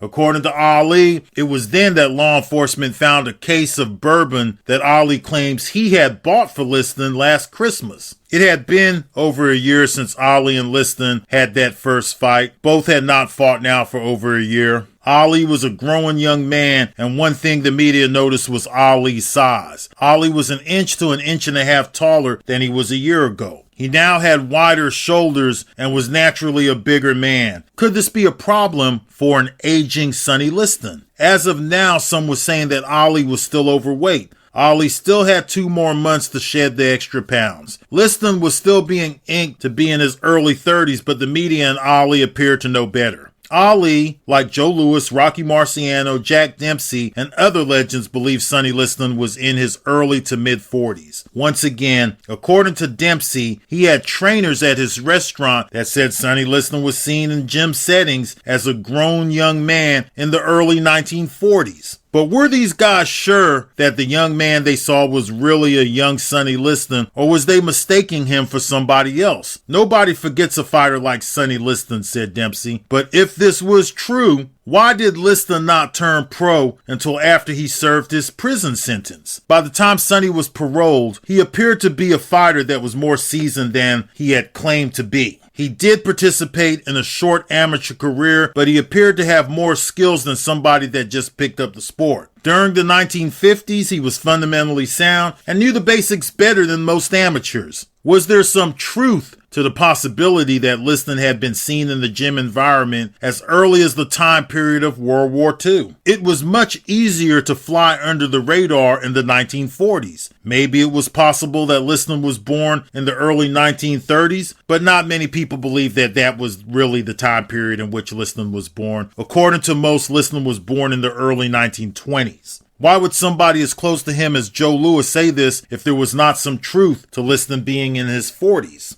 Liston didn't like the media and didn't want to have a long discussion about his age. Liston would not bless just anyone with a long conversation, only those that he respected. His buddy Cleveland Williams turned pro in the late 1940s and was one of the heavyweight seniors. But Liston was older than Cleveland Williams. He was older than Henry Cooper, Eddie Machen, and Zora Foley. Now that Archie Moore was retired, Liston was perhaps the oldest heavyweight on the block. Ali told the media that Liston was old. He also said that Liston had lost all of his friends, lost his title, and that the whole world was against Sonny Liston. Therefore, according to Ali, Liston was in desperation mode. A desperate man is a dangerous man, acknowledged Ali. According to Ali, if he was not fully prepared for his upcoming fight, Liston will win and earn back the heavyweight championship. Ali credited himself as the factors to Liston's downfall. He then told the media that was why he had to be at his best to beat Liston. At this point in March, Ali was still around 20 pounds heavier than he was last year. He had already lost weight, but not nearly enough. Again, the fight was still nearly 2 months out, so Ali had time to prepare. Sonny Liston was not as friendly with the media as Ali and was not letting anyone check in on his training. Nearly every time the media visited Ali in 1965, the Nation of Islam would come up. Elijah Muhammad is the messenger of God. He can see the future before it comes. Elijah has pictures of the men on Mars. He got them from Allah. Also discussed was Ali's properties. At this time in 1965, Ali had a net worth that was being reported anywhere between $500,000 to $800,000. Ali owned homes in Louisville, Miami, Chicago, Los Angeles, and Detroit. He also owned multiple Cadillacs, which was his favorite car. He was also in the process of buying multiple farms. Ali even told the media that he wants to retire before the age of 30 and become a farmer. Ali said his plans was to fight Floyd Patterson after defeating Sonny Liston. Ali told the media that WBA champion Ernie Terrell fights like an old woman and would be an easy fight for him to win. He also spoke on the Louisville businessmen he was signed with, saying that although his contract with the group would end next year, he intended on re-signing with them. Continuing to receive ink at a high rate towards the end of March was the young teenage sensation Jerry Quarry. The kid had just recently delivered a series of brutal knockouts at the National Golden Gloves. Victims were said to be out for minutes at a time. A recent amateur match was set up for Quarry, but when his opponent found out who he was, he declined to fight Quarry. In fact, Quarry could not find an amateur bout anywhere.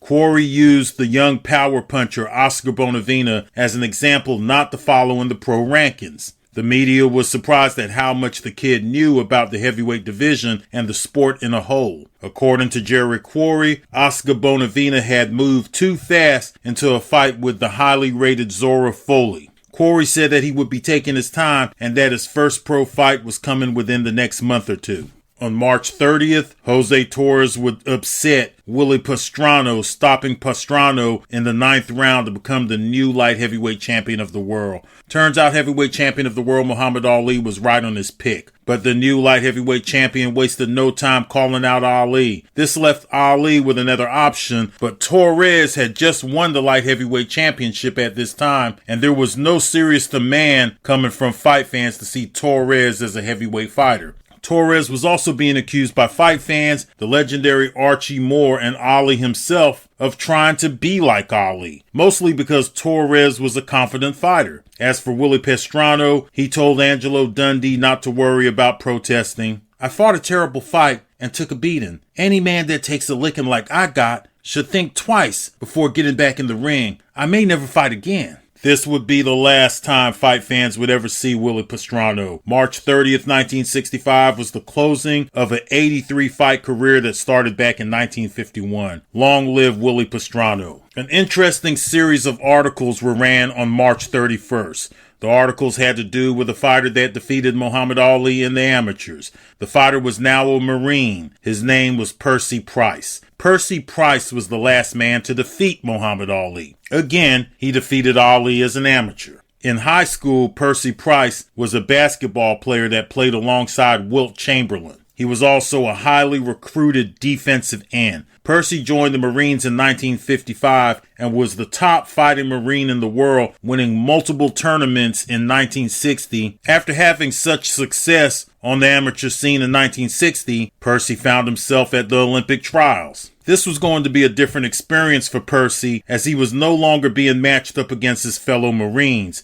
He was now facing the best fighters in the country. The Olympic trial started off as smooth sailing for Price. When he got into the semifinals, he fought three-time NCAA heavyweight champion and Olympic trial favorite Archie Milton. Percy Price would knock Milton out cold with a hard right hand. This would set him up for the final bout at the 1960 Olympic trials. A teenage, smaller-built heavyweight named Cassius Clay had defeated several grown men. But big Percy Price had a nice size advantage. Percy Price had hands so big that he needed special gloves that he used throughout the Olympic trials. It was in this fight that Cassius Clay received a beating. The bigger Percy muscled Clay around the ring and hurt Clay on several occasions. What saved Clay was his ability to use his footwork and stay out of harm's way. Price was also matching Clay's speed and was landing the harder punches. He was just too big and strong for the teenage Cassius Clay. Clay made it to the final bell. Because Clay was such a small heavyweight, he easily made the weight for light heavyweight and was able to secure a spot on the 1960 Olympic team as a light heavyweight. Clay, now called Ali, ended up winning gold at the 1960 Olympics, and Price did not medal. Even though Price did not medal, he received multiple offers from boxing managers to start a professional career. Price declined all offers and focused on the Marines and going to Vietnam. Price was a platoon leader and was right in the middle of action.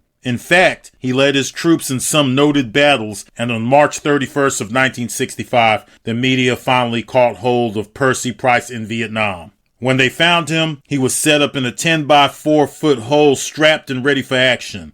The media was present to interview troops on the Vietnam War. Hearing that the last man to defeat Ali was there was an added bonus for the media. So they didn't make a trip especially to see Percy Price. They found this out while they were just there to complete interviews with random troops. When they found Percy Price, he was given directives to troops. His mind was a long way from boxing. He was asked about Ali. Well, we fought just before the games and I won on points. Clay was cocky then just like he is now. When it came to fight, he had a big old suitcase painted white, and on it, painted in red, was U.S. Olympic boxing champion 1960. This was even before we had the trials to go to Rome. Clay seems louder now than he was in 1960. In 1960, he wasn't really loud or quiet. I don't think he will win in his return bout with Sonny Liston. He only won last time because of Liston's bad shoulder. After the Olympics, I got lots of offers to turn pro, but none of them were right. Sometimes I stop and think whether I did the wrong thing.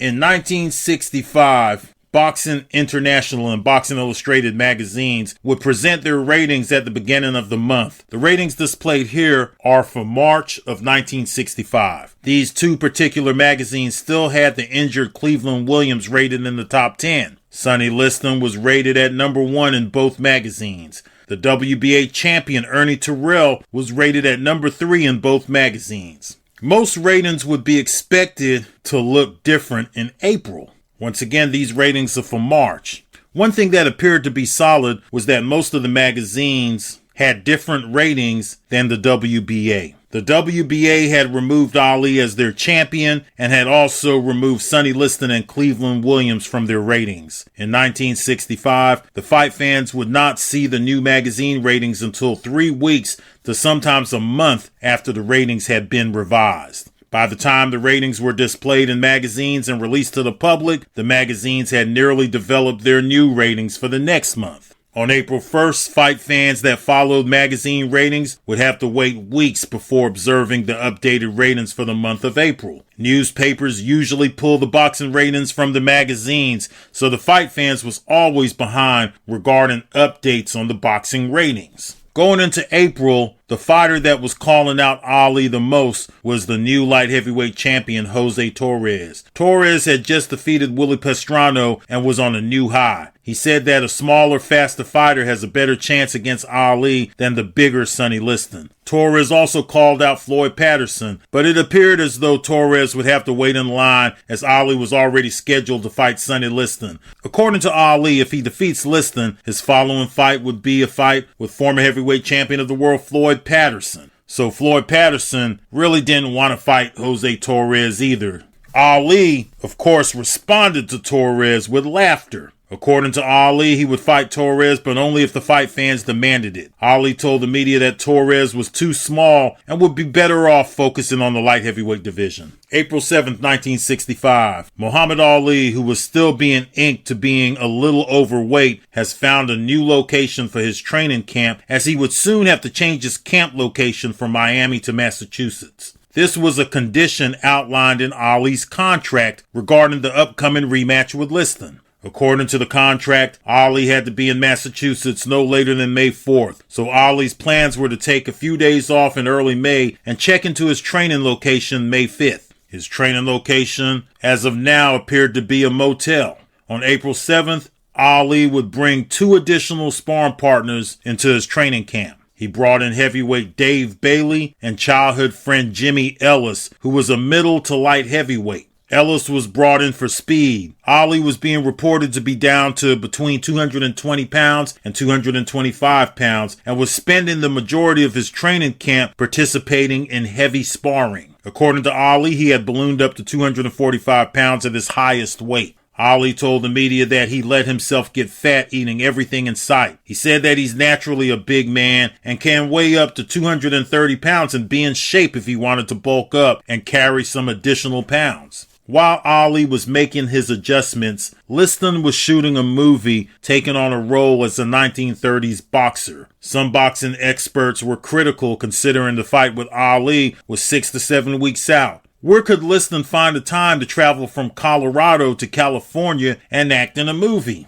Liston's good friend and advisor Joe Louis was hanging out with Liston in California, but Louis would end up in the hospital sick due to complications involving high blood pressure. On April 9th, there was some concerns that came up regarding Sonny Liston. The fight was not being canceled, but it appeared as though the district attorney and boxing commission wanted to make sure they was on the same page. They wanted to determine if there were any state law violations in connection with staging the fight. Liston's criminal record always came up. They also questioned Liston's connection to Intercontinental Promotions Incorporated. Contracts and agreements would be discussed, as well as questions asked based around policies and guidelines. Concerns was discussed between the district attorney and boxing commission. Liston has a criminal record which dates back to June 1st of 1950. His criminal record includes such crimes as assault with intent to kill, first-degree robbery, larceny. Does this man possess the moral fiber that our youth look to in their quest for guidance? Regardless of all the concerns, the fight was still scheduled to take place on the 25th of May, unless a major barrier that could not be ignored would surface over the next few days.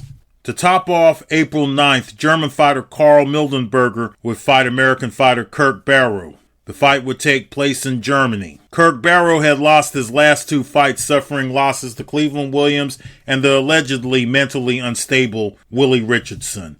Barrow was knocked out in both of them fights, and the knockout result would be the same in Germany facing Karl Mildenberger. Mildenberger would stop Barrow in the 5th round with a series of sharp left hooks. Mildenberger was the EBU heavyweight champion, but that title was not on the line in this fight. But his EBU championship would be on the line in his next fight, as he was scheduled to defend his EBU title next month against Piero Tomasoni. April 10th, Ali again told the media he was thinking of retirement. According to the 23-year-old Ali, retirement was coming sooner than later. He said that he may retire after fighting Sonny Liston, regardless of the outcome. Boxing is a dangerous sport, and it is not uncommon for young fighters to discuss an early entrance from the sport. On April 11th, it was announced that Muhammad Ali was now a millionaire. At the end of March, his net worth was being reported to be anywhere from $500,000 to $800,000. So maybe Ali had been worth a little more than previously reported. Not bad considering Ali had not fought in over a year. Former heavyweight champions Floyd Patterson and Sonny Liston were already millionaires, and television was reported as the platform that made these three fighters rich. Also on April 11th, it was announced that the National Academy of Sports would select Ali as 1964's Fighter of the Year. The later they waited to give Ali honors from 1964, the more criticism would come behind receiving these kind of awards. Ali was now being viewed as an inactive heavyweight champion. He had only fought once in 1964, and at this point had not fought in well over a year. This specific honor came from the big newspapers around the country. A presentation was scheduled for May 3rd in New York City. Whether Ali would show up to receive the award remained to be seen. April 14th, Liston speaks to the media. Liston told the media, "So Clay thinks he's retiring after the fight. Well, I've got a retirement plan all worked out for him. I'm not going to pick around, but I'm sure it won't go the distance this time. I'm going to take a lunch into the ring in case I have to fight all night. I got plans for Clay, but don't ask me to tell you. If I was going to rob a bank, I wouldn't tell you which one." Liston admitted that his knockout prediction in the first fight did not work out for him. Liston was predicting a knockout but did not want to pick a round in which the knockout would occur. Liston's buddy and advisor Joe Louis was out of the hospital after going through elevated blood pressure issues. He was in camp with Liston and was telling the media that he was not picking a winner in the upcoming fight between Ali and Liston. Now that's something different from what Joe Louis was saying a few weeks back. Liston told the media that he feels better now than he felt last November when the original date was canceled. Joe Louis told the media that Liston was in great shape. Liston had been training in Denver for nearly a month, although he did take some time out to act in a movie. At this point in April, Liston weighed 220 pounds and said that his goal was to weigh 212 pounds on fight night. Liston said his shoulder was completely healed, and when asked about the new WBA heavyweight champion Ernie Terrell, Liston said that Terrell was not a champion and was about the same as he was when he was Liston's sparring partner. Liston also criticized the WBA, who had removed him from their rankings. He questioned the way the WBA set up the title shot for Ernie Terrell. Joe Louis then cut in and reminded Liston that he was Terrell's trainer and jokingly told Liston that Terrell was his boy and that Terrell was the best fighter in the world. Liston joked back and told Louis, "In what world is Terrell the best? The way I heard it, I was first and you were second." Talking to Joe Louis, that is. Of course, Joe Louis was laughing, just giving Liston a hard time. Joe Louis was one of the only people around the world that could joke with Sonny Liston like this and receive a playful reaction. Liston told the media that his plan was to defeat Ali and then fight Ernie Terrell. Ali's plan was to defeat Liston and then fight Floyd Patterson. Liston did at one point get angry with the media. He was asked about his latest charges. "I don't understand all this business. I didn't kill anybody. Anybody else can get a ticket and it's okay, but let me get a ticket and it's all over the world." As Liston spoke, he became more animated and eventually Liston's manager Willie Reddish ended training and pulled Liston towards the showers, asking the media to wrap it up and leave the training site. The same day, the media also met with Ali. "I'm just wasting my time running to get in shape to fight Liston. He's too old and too slow to even try to come after me. If I run to make it any kind of a fight, I hold myself to a fast walk. I have not even been running or jogging. I have just been walking twice a week." Another story that was printed on April 14th was that former heavyweight champion of the world Floyd Patterson was still using disguises to go out in public. Patterson had been using a makeup artist to change up his identity when going out. He did not really like people to bother him, and for the most part, Floyd Patterson was to himself. He did not want to be recognized, and the media found this interesting enough to run a few stories, even placing a few of Patterson's disguises on display in the newspapers. There was no doubt about it. Former heavyweight champion of the world Floyd Patterson was still one of the most popular fighters in the world. This was a problem for Patterson as he did not like much attention. Patterson said that a disguise is important to him so that he could be himself. Patterson received criticism from the media for wearing the disguises, and some people questioned, was Floyd Patterson happy with himself? On April 16th, an announcement was made regarding former heavyweight champion of the world Floyd Patterson's next fight. The fight would be scheduled to take place on May 14th in Sweden. Patterson would be scheduled to meet Todd Herring. Herring was a fighter coming out of Houston, Texas. Herring had just knocked out his last two opponents and was hoping to upset Floyd Patterson so that he could be placed in the title discussion. Patterson was hoping that Ali would win his fight against Sonny Liston. Ali had promised Patterson a title shot if Ali could defeat Liston. So there was no doubt who Patterson would be rooting for on May 25th, but Patterson would have to get through his fight with Herring on May 14th in Sweden. On April 16th, 1965, young fighter Oscar Bonavena would fight professionally for the first time in his home country of Argentina. 2 days before the fight, Bonavena was speeding in his Fiat and wrecked his car. This did not stop Bonavena from knocking out his opponent, Rene Sosa, in the second round. Bonavena was coming off an embarrassing loss against American fighter Zorro Foley. Many people believe Bonavena was rushed into fighting top contenders and needed to gain some more experience. Bonavena said that he would be taking on a heavy schedule in Argentina moving forward. His plan was to pick up experience and develop.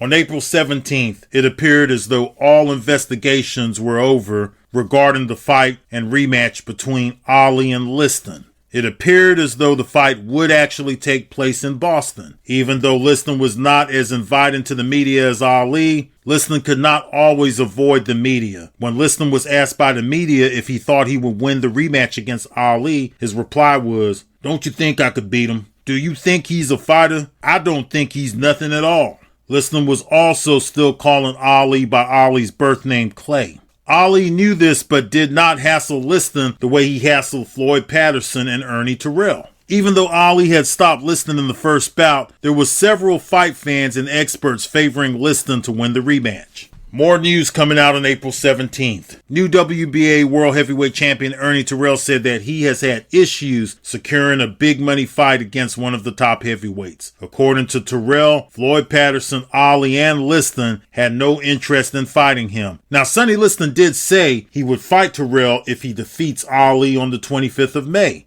In his latest effort to secure a big fight, Team Terrell extended an offer to highly rated heavyweight George Chuvalo. Chuvalo declined and preferred a rematch with Floyd Patterson or a fight with the Ali-Liston winner. Terrell's plan was to wait for a result in next month's fight between Ali and Liston. As of recent, Terrell had been spending more time in the studio than in the gym and had completed several tracks for a new album. He was planning to go out on tour with his band to not only promote his music, but also to promote himself as heavyweight champion of the world. Former world heavyweight champion Ingemar Johansson was now promoting fights in Sweden and offered Terrell money to defend his title in a series of bouts that would take place in Sweden. Johansson also promised to set up some tour dates in Sweden for Terrell and his band. Terrell concluded by telling the media that he prefers boxing over singing and playing the guitar, but if nobody will fight him, he's going to have to place music first. Ali was all over the place when it came to his future. One day he would tell the media he was planning retirement, and the next day he was saying that he planned on staying in boxing for a long time, defending his title. On the 18th of April, Ali spoke on being inactive for over a year. He told the media that he wants to fight at least 3 times a year after he defeats Sonny Liston. Ali's plans was to start with Floyd Patterson after Liston. Ali continued to believe that he stripped Liston of more than just his titles, saying that he had also stripped Liston of that aura of invincibility. He continued to call Liston an old man and would state Liston was anywhere in between the age of 40 and 45 years old. Also, on the 18th of April, there was a group of articles that gave the sports fans all-star running back Jim Brown's take on heavyweight boxing. Jim Brown weighed in on former heavyweight champion of the world Floyd Patterson. Mixed up was the 2 words Jim Brown used when describing Patterson. Jim Brown questioned Patterson's mental state and was critical towards Patterson for wearing disguises when Patterson goes out into public. He also accused Patterson for carrying an apologetic persona when interacting with white America. Jim Brown said that he followed Muhammad Ali and that's the fighter he believes in.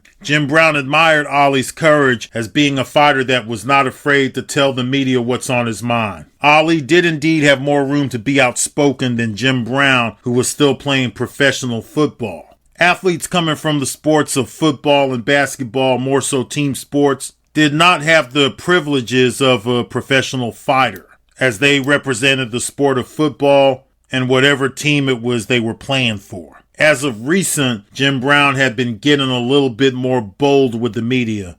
Jim Brown was stepping closer to that line in the sand. But Jim Brown did have to remind himself that professional football is not like boxing, and there are far more people to answer to after making what the media would consider controversial statements.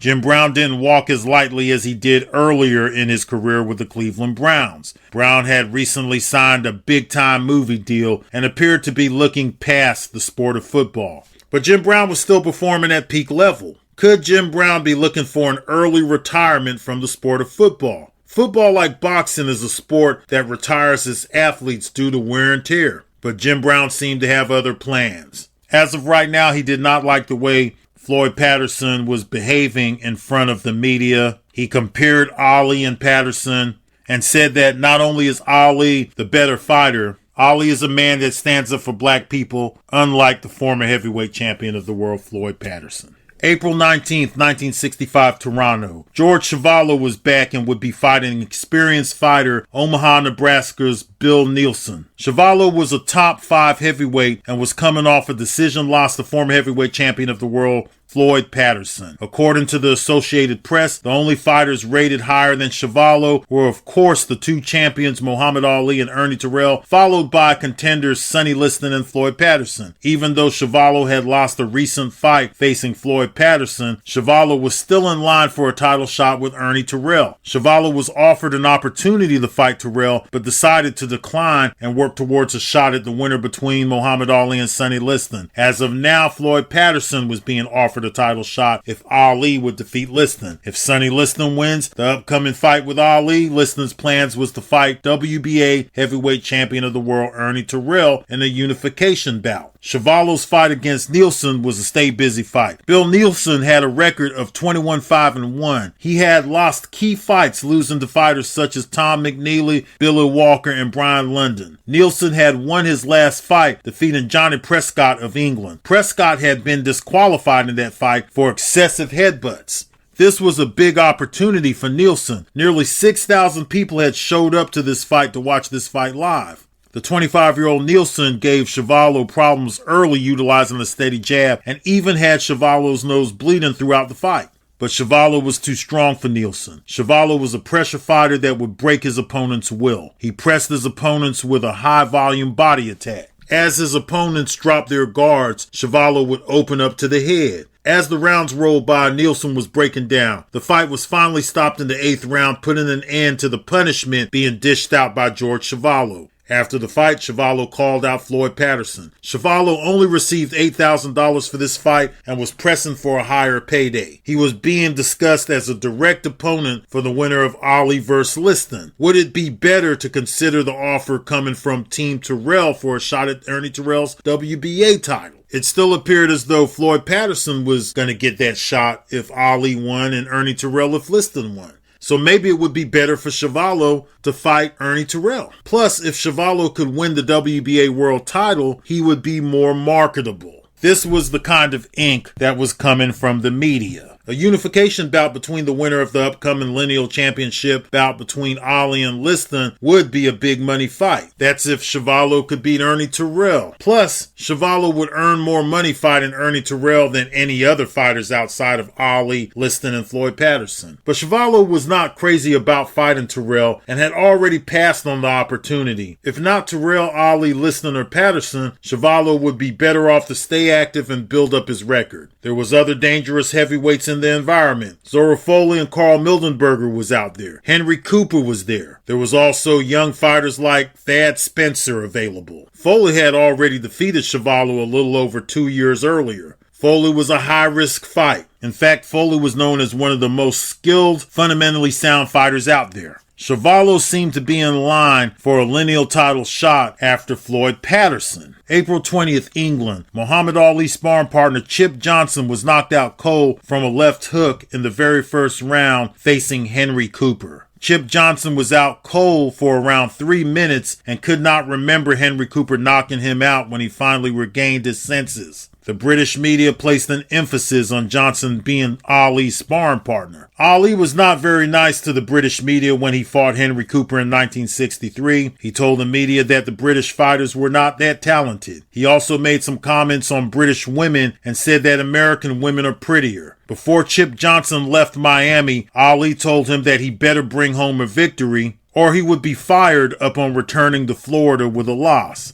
If Chip Johnson wins, he was told he would have an opportunity to travel with the team to Boston and be a part of history as Ali planned on knocking out Sonny Liston. What made matters worse for Chip Johnson is that Chip Johnson was the fighter that ended the career of Henry Cooper's twin brother, Jim Cooper. So now Henry Cooper also had a chip on his shoulder. When Chip Johnson arrived in the UK, he had told the media that he was going to do the same to Henry Cooper as he had did to his brother Jim Cooper. The British media blamed Ali for Johnson's trash talk. Maybe it is true that Ali had placed the battery in Chip Johnson's back, but Ali could not be there to support Johnson as Ali was training hard for Sonny Liston. The observers sitting ringside appeared to have no remorse for Chip Johnson. Even Johnny Prescott, who was a friend, former opponent, and sparring partner for Chip Johnson upon his arrival to the UK, had no words of comfort. In fact, it appeared as though Prescott would be Cooper's next opponent, and that would be for the British title. So a bad night for Chip Johnson. He lost the fight and possibly may have lost his job being one of Ali's sparring partners. Once again, next in line for Henry Cooper would be domestic rival Johnny Prescott on June 15th. On April 21st, one of the past heavyweight champions met with the media. Former heavyweight world champion Jack Sharkey was one of the past heavyweight champions that chose the underdog Muhammad Ali to dethrone Sonny Liston and win the heavyweight championship of the world. Going into the rematch, Sharkey originally had picked Liston to win back the heavyweight championship of the world. That was before the rematch was postponed in November of 1964. Sharkey, who had previously been bold in his predictions and known for making accurate predictions, was now unsure who would win in the rematch between Ali and Liston. According to Sharkey, he had went to Liston's first training camp before the rematch was postponed and observed Liston to be in phenomenal shape. Jack Sharkey was another past fighter that believed Sonny Liston was now in his early to mid-40s. Sharkey told the media that Liston was not in as good a shape as he was towards the end of 1964 when he was training for that original date to fight Ali in November. Sharkey also spoke on Ali's affiliation with the NOI. Sharkey was one of the past champions that did not agree with the other past champions. He told the media that Ali has the right to choose whatever religious path fits Ali. He said that he did not agree with the WBA stripping Ali of his title and that Ali was the true heavyweight champion of the world. Jack Sharkey had always appeared to be a big fan of Muhammad Ali, but Sharkey did have criticisms regarding where the sport was at in 1965. Back in Miami, Ali was getting his bus prepared to travel to Massachusetts. He told the media that he would be driving and that he would make sure he drives safely from Miami to Boston. The last time Ali took control of the wheel, he ran his bus into a ditch. Ali said that he is not as bad of a driver as everyone is making out, and there will be no snow on the roads this time of year. A few years ago, heavyweight veteran Alonzo Johnson had lost a decision to Ali. There was a young heavyweight on the rise, and his name was James J. Beatty. At the time, the world had never seen a heavyweight that was 6 feet 9 inches tall. Beatty would knock Johnson out cold in the 9th round. At this time, there had only been 4 fighters that had went the distance with Ali, so the media was quick to point out that Beatty knocked out a fighter that went the distance with Ali. Because he was 6'9", they thought that he might present some problems for Ali. For now, Beatty wanted to fight Floyd Patterson. But Patterson had already been promised to fight with Ali if Ali could beat Liston. So high hopes in the heavyweight division as Beatty was becoming more popular. A few people covered this heavyweight, and there was a few experts out there that said that any heavyweight that's 6'9", that was technically sound, had a chance against any of the top heavyweights, even Muhammad Ali. April 24th, 1965. According to reports, WBA heavyweight champion of the world Ernie Terrell has turned down a $30,000 offer to fight German heavyweight Karl Mildenberger in Germany. Ernie Terrell appeared to have an interest in fighting only Muhammad Ali, Sonny Liston, or Floyd Patterson. There was an offer extended from Ernie Terrell's team to Canadian heavyweight George Chuvalo, an offer that Chuvalo turned down. The WBA had been receiving their fair share of criticism, and according to one popular writer, the WBA belt belonged in a bubblegum machine. Let's not forget that the WBA championship originated from the NBA championship. In 1965, the WBC was not a popular sanctioning body. At first, the WBC went on record supporting the WBA in their stripping of Muhammad Ali. But after the WBA received global criticism, the WBC appeared to have a change of heart. The WBC had been quiet for the majority of the time, and though representatives said they were going to follow suit and strip Ali of their title, they never officially went through with taking their title from Ali. Maybe it was a good thing that the WBC remained quiet, as the WBA was now under a lot of criticism from boxing writers as well as boxing experts, current trainers, former legends, and current fight fans. By the WBC placing their belt on the line for the upcoming fight between Muhammad Ali and Sonny Liston, this was an opportunity for the WBC to separate themselves from the older sanctioning body, the WBA. It was the WBA that was formed from the traditional NBA sanctioning body. There did not appear to be many fight fans convinced that their new heavyweight champion, Ernie Terrell, was the real heavyweight champion of the world. On April 24th, Ali was back in the news. This time for subject matter unrelated to boxing. Rumors regarding Ali's marriage had been floating around for quite some time. According to Muhammad Ali, his wife Sonji was not living within the guidelines of the Islamic faith. Rumors had leaked out to the media that Ali wanted a divorce. He was accusing his wife of not being a good Muslim wife. On April 24th, the media caught up with her while she was not in the presence of Ali. In fact, she was in Chicago and Ali was in Florida. They questioned her on being married to the heavyweight champion. She did not hold her tongue. She told the media that Ali did indeed want a divorce. She said that she did not want a divorce and is doing what she can to keep her marriage together. Talking to the media may not have been a good idea, as Ali did not like his wife speaking with the media, especially when she's not in his presence. She told the media that she will fight to keep her husband and that she has tried to accept his religion but does not understand the religion. It's just a religion, she told the media. According to a source close to Ali, Ali's wife has continued to drink alcohol, smoke tobacco, and wear makeup. She refused to change her wardrobe as she was expected to have her body covered with floor-length dresses of a plain and simple design. There had been a few times over the past year that she told Ali that she would make the requested changes, but she could not hold strong. With Sonji in Chicago and Ali in Miami, this was an opportunity for the media to make a move and get some personal information on Ali regarding his marriage. On April 25th, Alabama politician George William Andrews told the media that he had some concerns regarding Ali. Andrews was a politician that did not believe that black people and white people should go to the same schools and eat in the same restaurants. Andrews was really known for objecting to the Supreme Court decision banning school prayer and saying, "They have put Negroes in the schools and now they've driven God out." George William Andrews was a critic of Ali. Andrews wanted some answers as to why Ali did not pass his Army induction tests. Andrews sarcastically told the media, "Clay is a world traveler. He's a lecturer. He's a heavyweight champion and a poet. I do not understand it. A man of his strength and size should be in the Army. I do not think he will ever pass.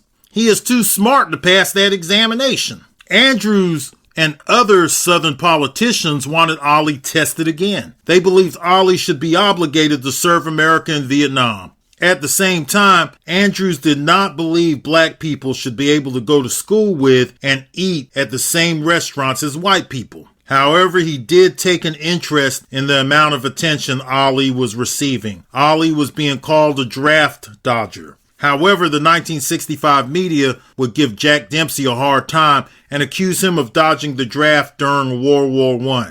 Ali accused the media and others of not liking him. He used Floyd Patterson as an example of the athlete many people wanted him to be like. Everybody loved Floyd Patterson because he's so loving and humble and everything. Ali said that he would never be humble and apologetic in the presence of white America, and again accused Floyd Patterson of being an Uncle Tom. An Uncle Tom is defined as a black man considering to be excessively obedient to white people. An Uncle Tom is also a black man regarded as betraying their cultural or social allegiance. When it came to these kind of insults, Floyd Patterson was Ali's number one target in the year of 1965. And others such as Ali's buddy and superstar football player Jim Brown had agreed. On April 25th, Ali invited the media to his gym. His younger brother had a fight coming up in a few days, and Ali thought this would be a nice time to open the gym up to the media. He spent the day clowning around and giving the media sound bites. Ali sparred his brother and playfully ended up on the canvas. Ali was now down to 219 pounds and said that he only planned on losing 4 or 5 more pounds before his bout with Liston. April 26, San Francisco. The heavyweight champion of California, Roger Risher, would fight young heavyweight Thad Spencer. The California State Heavyweight Championship was on the line. At 22, Thad Spencer had a 10-year age advantage over Roger Risher. The last time fans saw Roger Risher was in Oakland on February 11th. Risher was supposed to fight the Wild Willie Richardson. Both fighters had showed up for that fight, but Risher and Richardson ended up having a fight before the opening bell. Richardson had since been suspended and then had his license reinstated. They had then rescheduled the bout between Risher and Richardson. The California State Boxing Commission then canceled the bout and replaced Richardson with Thad Spencer. High regards had been set in the boxing world regarding Thad Spencer. Many fight fans viewed Spencer as a future opponent for Muhammad Ali. Spencer and Ali was around the same age, but Thad Spencer was more connected to the streets and did not live the clean and sober lifestyle of Muhammad Ali. Spencer liked to party and lived a life that involved alcohol, drugs, and women. The biggest issue with Spencer was staying focused.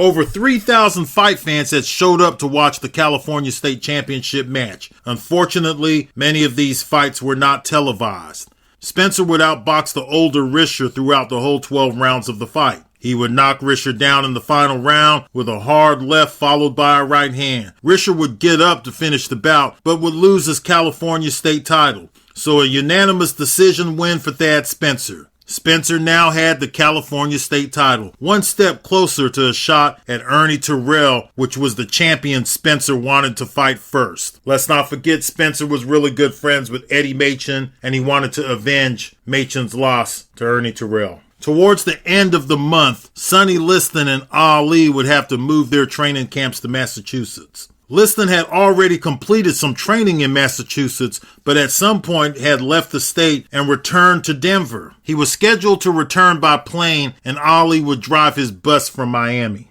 On April 30th, rugged young heavyweight Oscar Bonavena was back for the second time in the month of April. This would be his second fight in his home of Argentina. It appeared as though Bonavena was serious about fighting strictly in Argentina, staying active, and returning to America at a later date. Carlos Vasquez was another heavyweight from Argentina. Vasquez had lost his last 4 fights and was an opponent just to keep Bonavena active. It would take Bonavena 3 rounds to knock Vasquez out cold.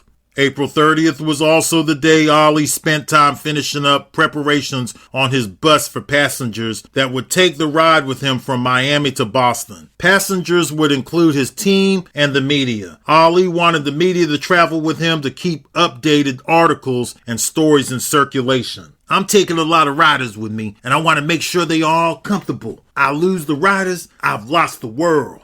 Ali loaded his bus with clean blankets and new pillows. He said that he would be doing the majority of the driving himself. There was a rumor out there that Ali was not a good driver, and many did not forget the time Ali ran his bus into a ditch, which happened when Ali was driving his bus to a George Chuvalo training camp. On April 30th, the media released a few articles promoting a fight between highly rated Eddie Machen and young heavyweight Elmer Rush. Both fighters were fighting from out of the state of California. Eddie Machen was coming off 2 decision losses. A loss facing former heavyweight champion of the world Floyd Patterson, and a loss in the WBA title fight that took place nearly 2 months earlier when he lost the decision to Ernie Terrell. Elmer Rush was coming off 3 big knockouts. Their fight was scheduled to take place May 10th. April 30th was a busy day. Also on April 30th, it was announced that Liston's team had already arrived in Boston. Liston and his wife would be catching a flight in the morning. So both Ali and Liston would be in Massachusetts by next week.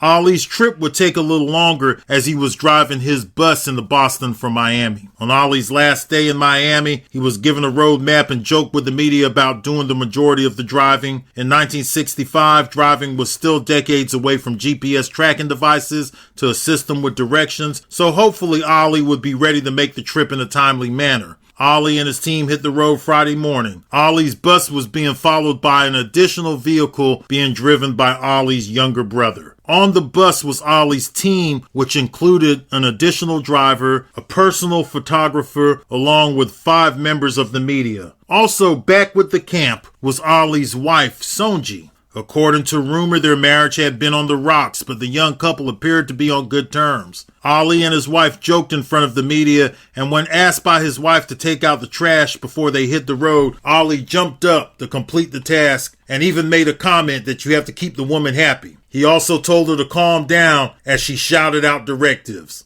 The media did not ask Ali's wife any questions, as Ali preferred his wife not to speak with the media. Ali laughed and said, "We have enough fried chicken and bean pies on this bus to get us through Georgia. We don't want to stop in Georgia. We go over it or around it through the ocean. Don't worry, When we shout out the girls, it's going to be colored girls, so nobody get hung. Some of you whiteys move to the back of the bus. We don't want to give the bus a bad name. The media then asked Angelo Dundee a few questions. Then they told Dundee, we'll see you on the bus. Dundee responded, bus? Are you kidding? I'm taking the plane. On the first day of travel, Ali stopped in a few big cities in Florida, including Orlando and Jacksonville. Everywhere he stopped, people of all ages and color lined up for autographs. Ali's wife had changed into clothing Ali wanted her to wear, but Sonji was still inconsistent with following the Muslim dress code. Regardless, the couple appeared to be happy since reuniting. The team also made a stop in North Carolina for breakfast when a truck driver accidentally hit the unoccupied parked bus. Ali handled the situation and signed autographs while the team finished breakfast. Ali let the driver off the hook and told law enforcement it was just a dent. While still in North Carolina, there was some more issues with the bus. The rear axle caught fire and the bus had to remain on the side of the road for 9 hours until another bus and 2 professional drivers arrived to finish the ride to Boston. Ali kept the passengers awake around another hour or so, telling jokes. Finally, the media and team members would catch up on some sleep throughout the remainder of the trip to Boston. May 3rd, 1965. Ali and Liston were now both in the Boston area.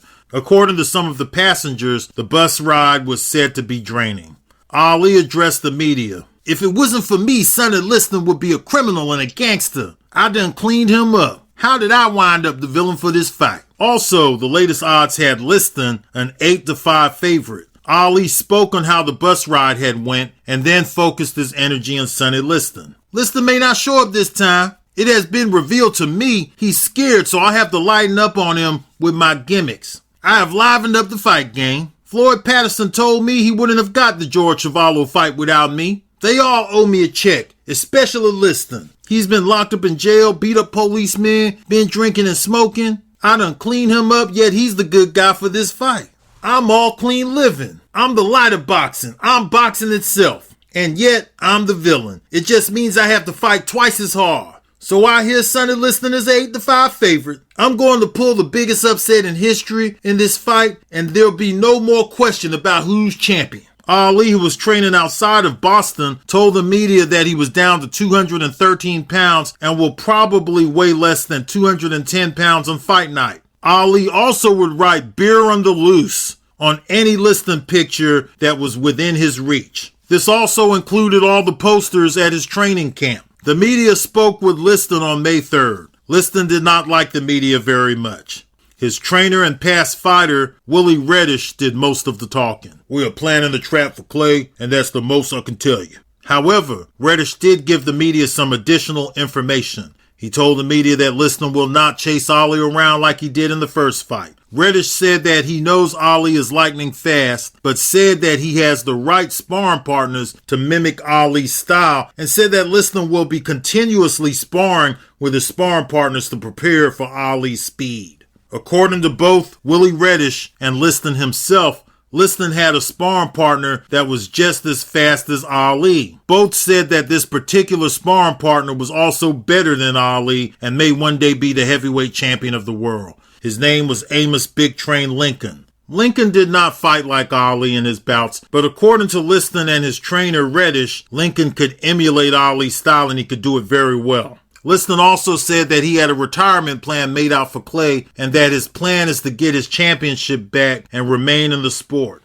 I would like to thank everybody for checking out episode 8. Episode 9 is going to be a very short episode as I will be displaying an interview from Sonny Liston that occurred as soon as he arrived into the Boston area in early May. Episode 10 will be a longer episode similar to this one. I would appreciate everybody if you would subscribe to the channel, and to keep up with the Ali documentary, just go over the playlists over here at Retro Boxing and Documentaries. As you can see, I have 4 different playlists going over here. They're in order, so make sure you keep up with them. Check them out, subscribe, and if you don't mind, make sure you hit the like button under my videos. That would really help out the channel a great deal. You could also donate right here next to share by hitting the thanks button. So I would appreciate that. If you don't donate, that's fine. If you would at least hit the like button, I would really appreciate that. I would like to wish everybody a good 2024. Thanks for viewing the video.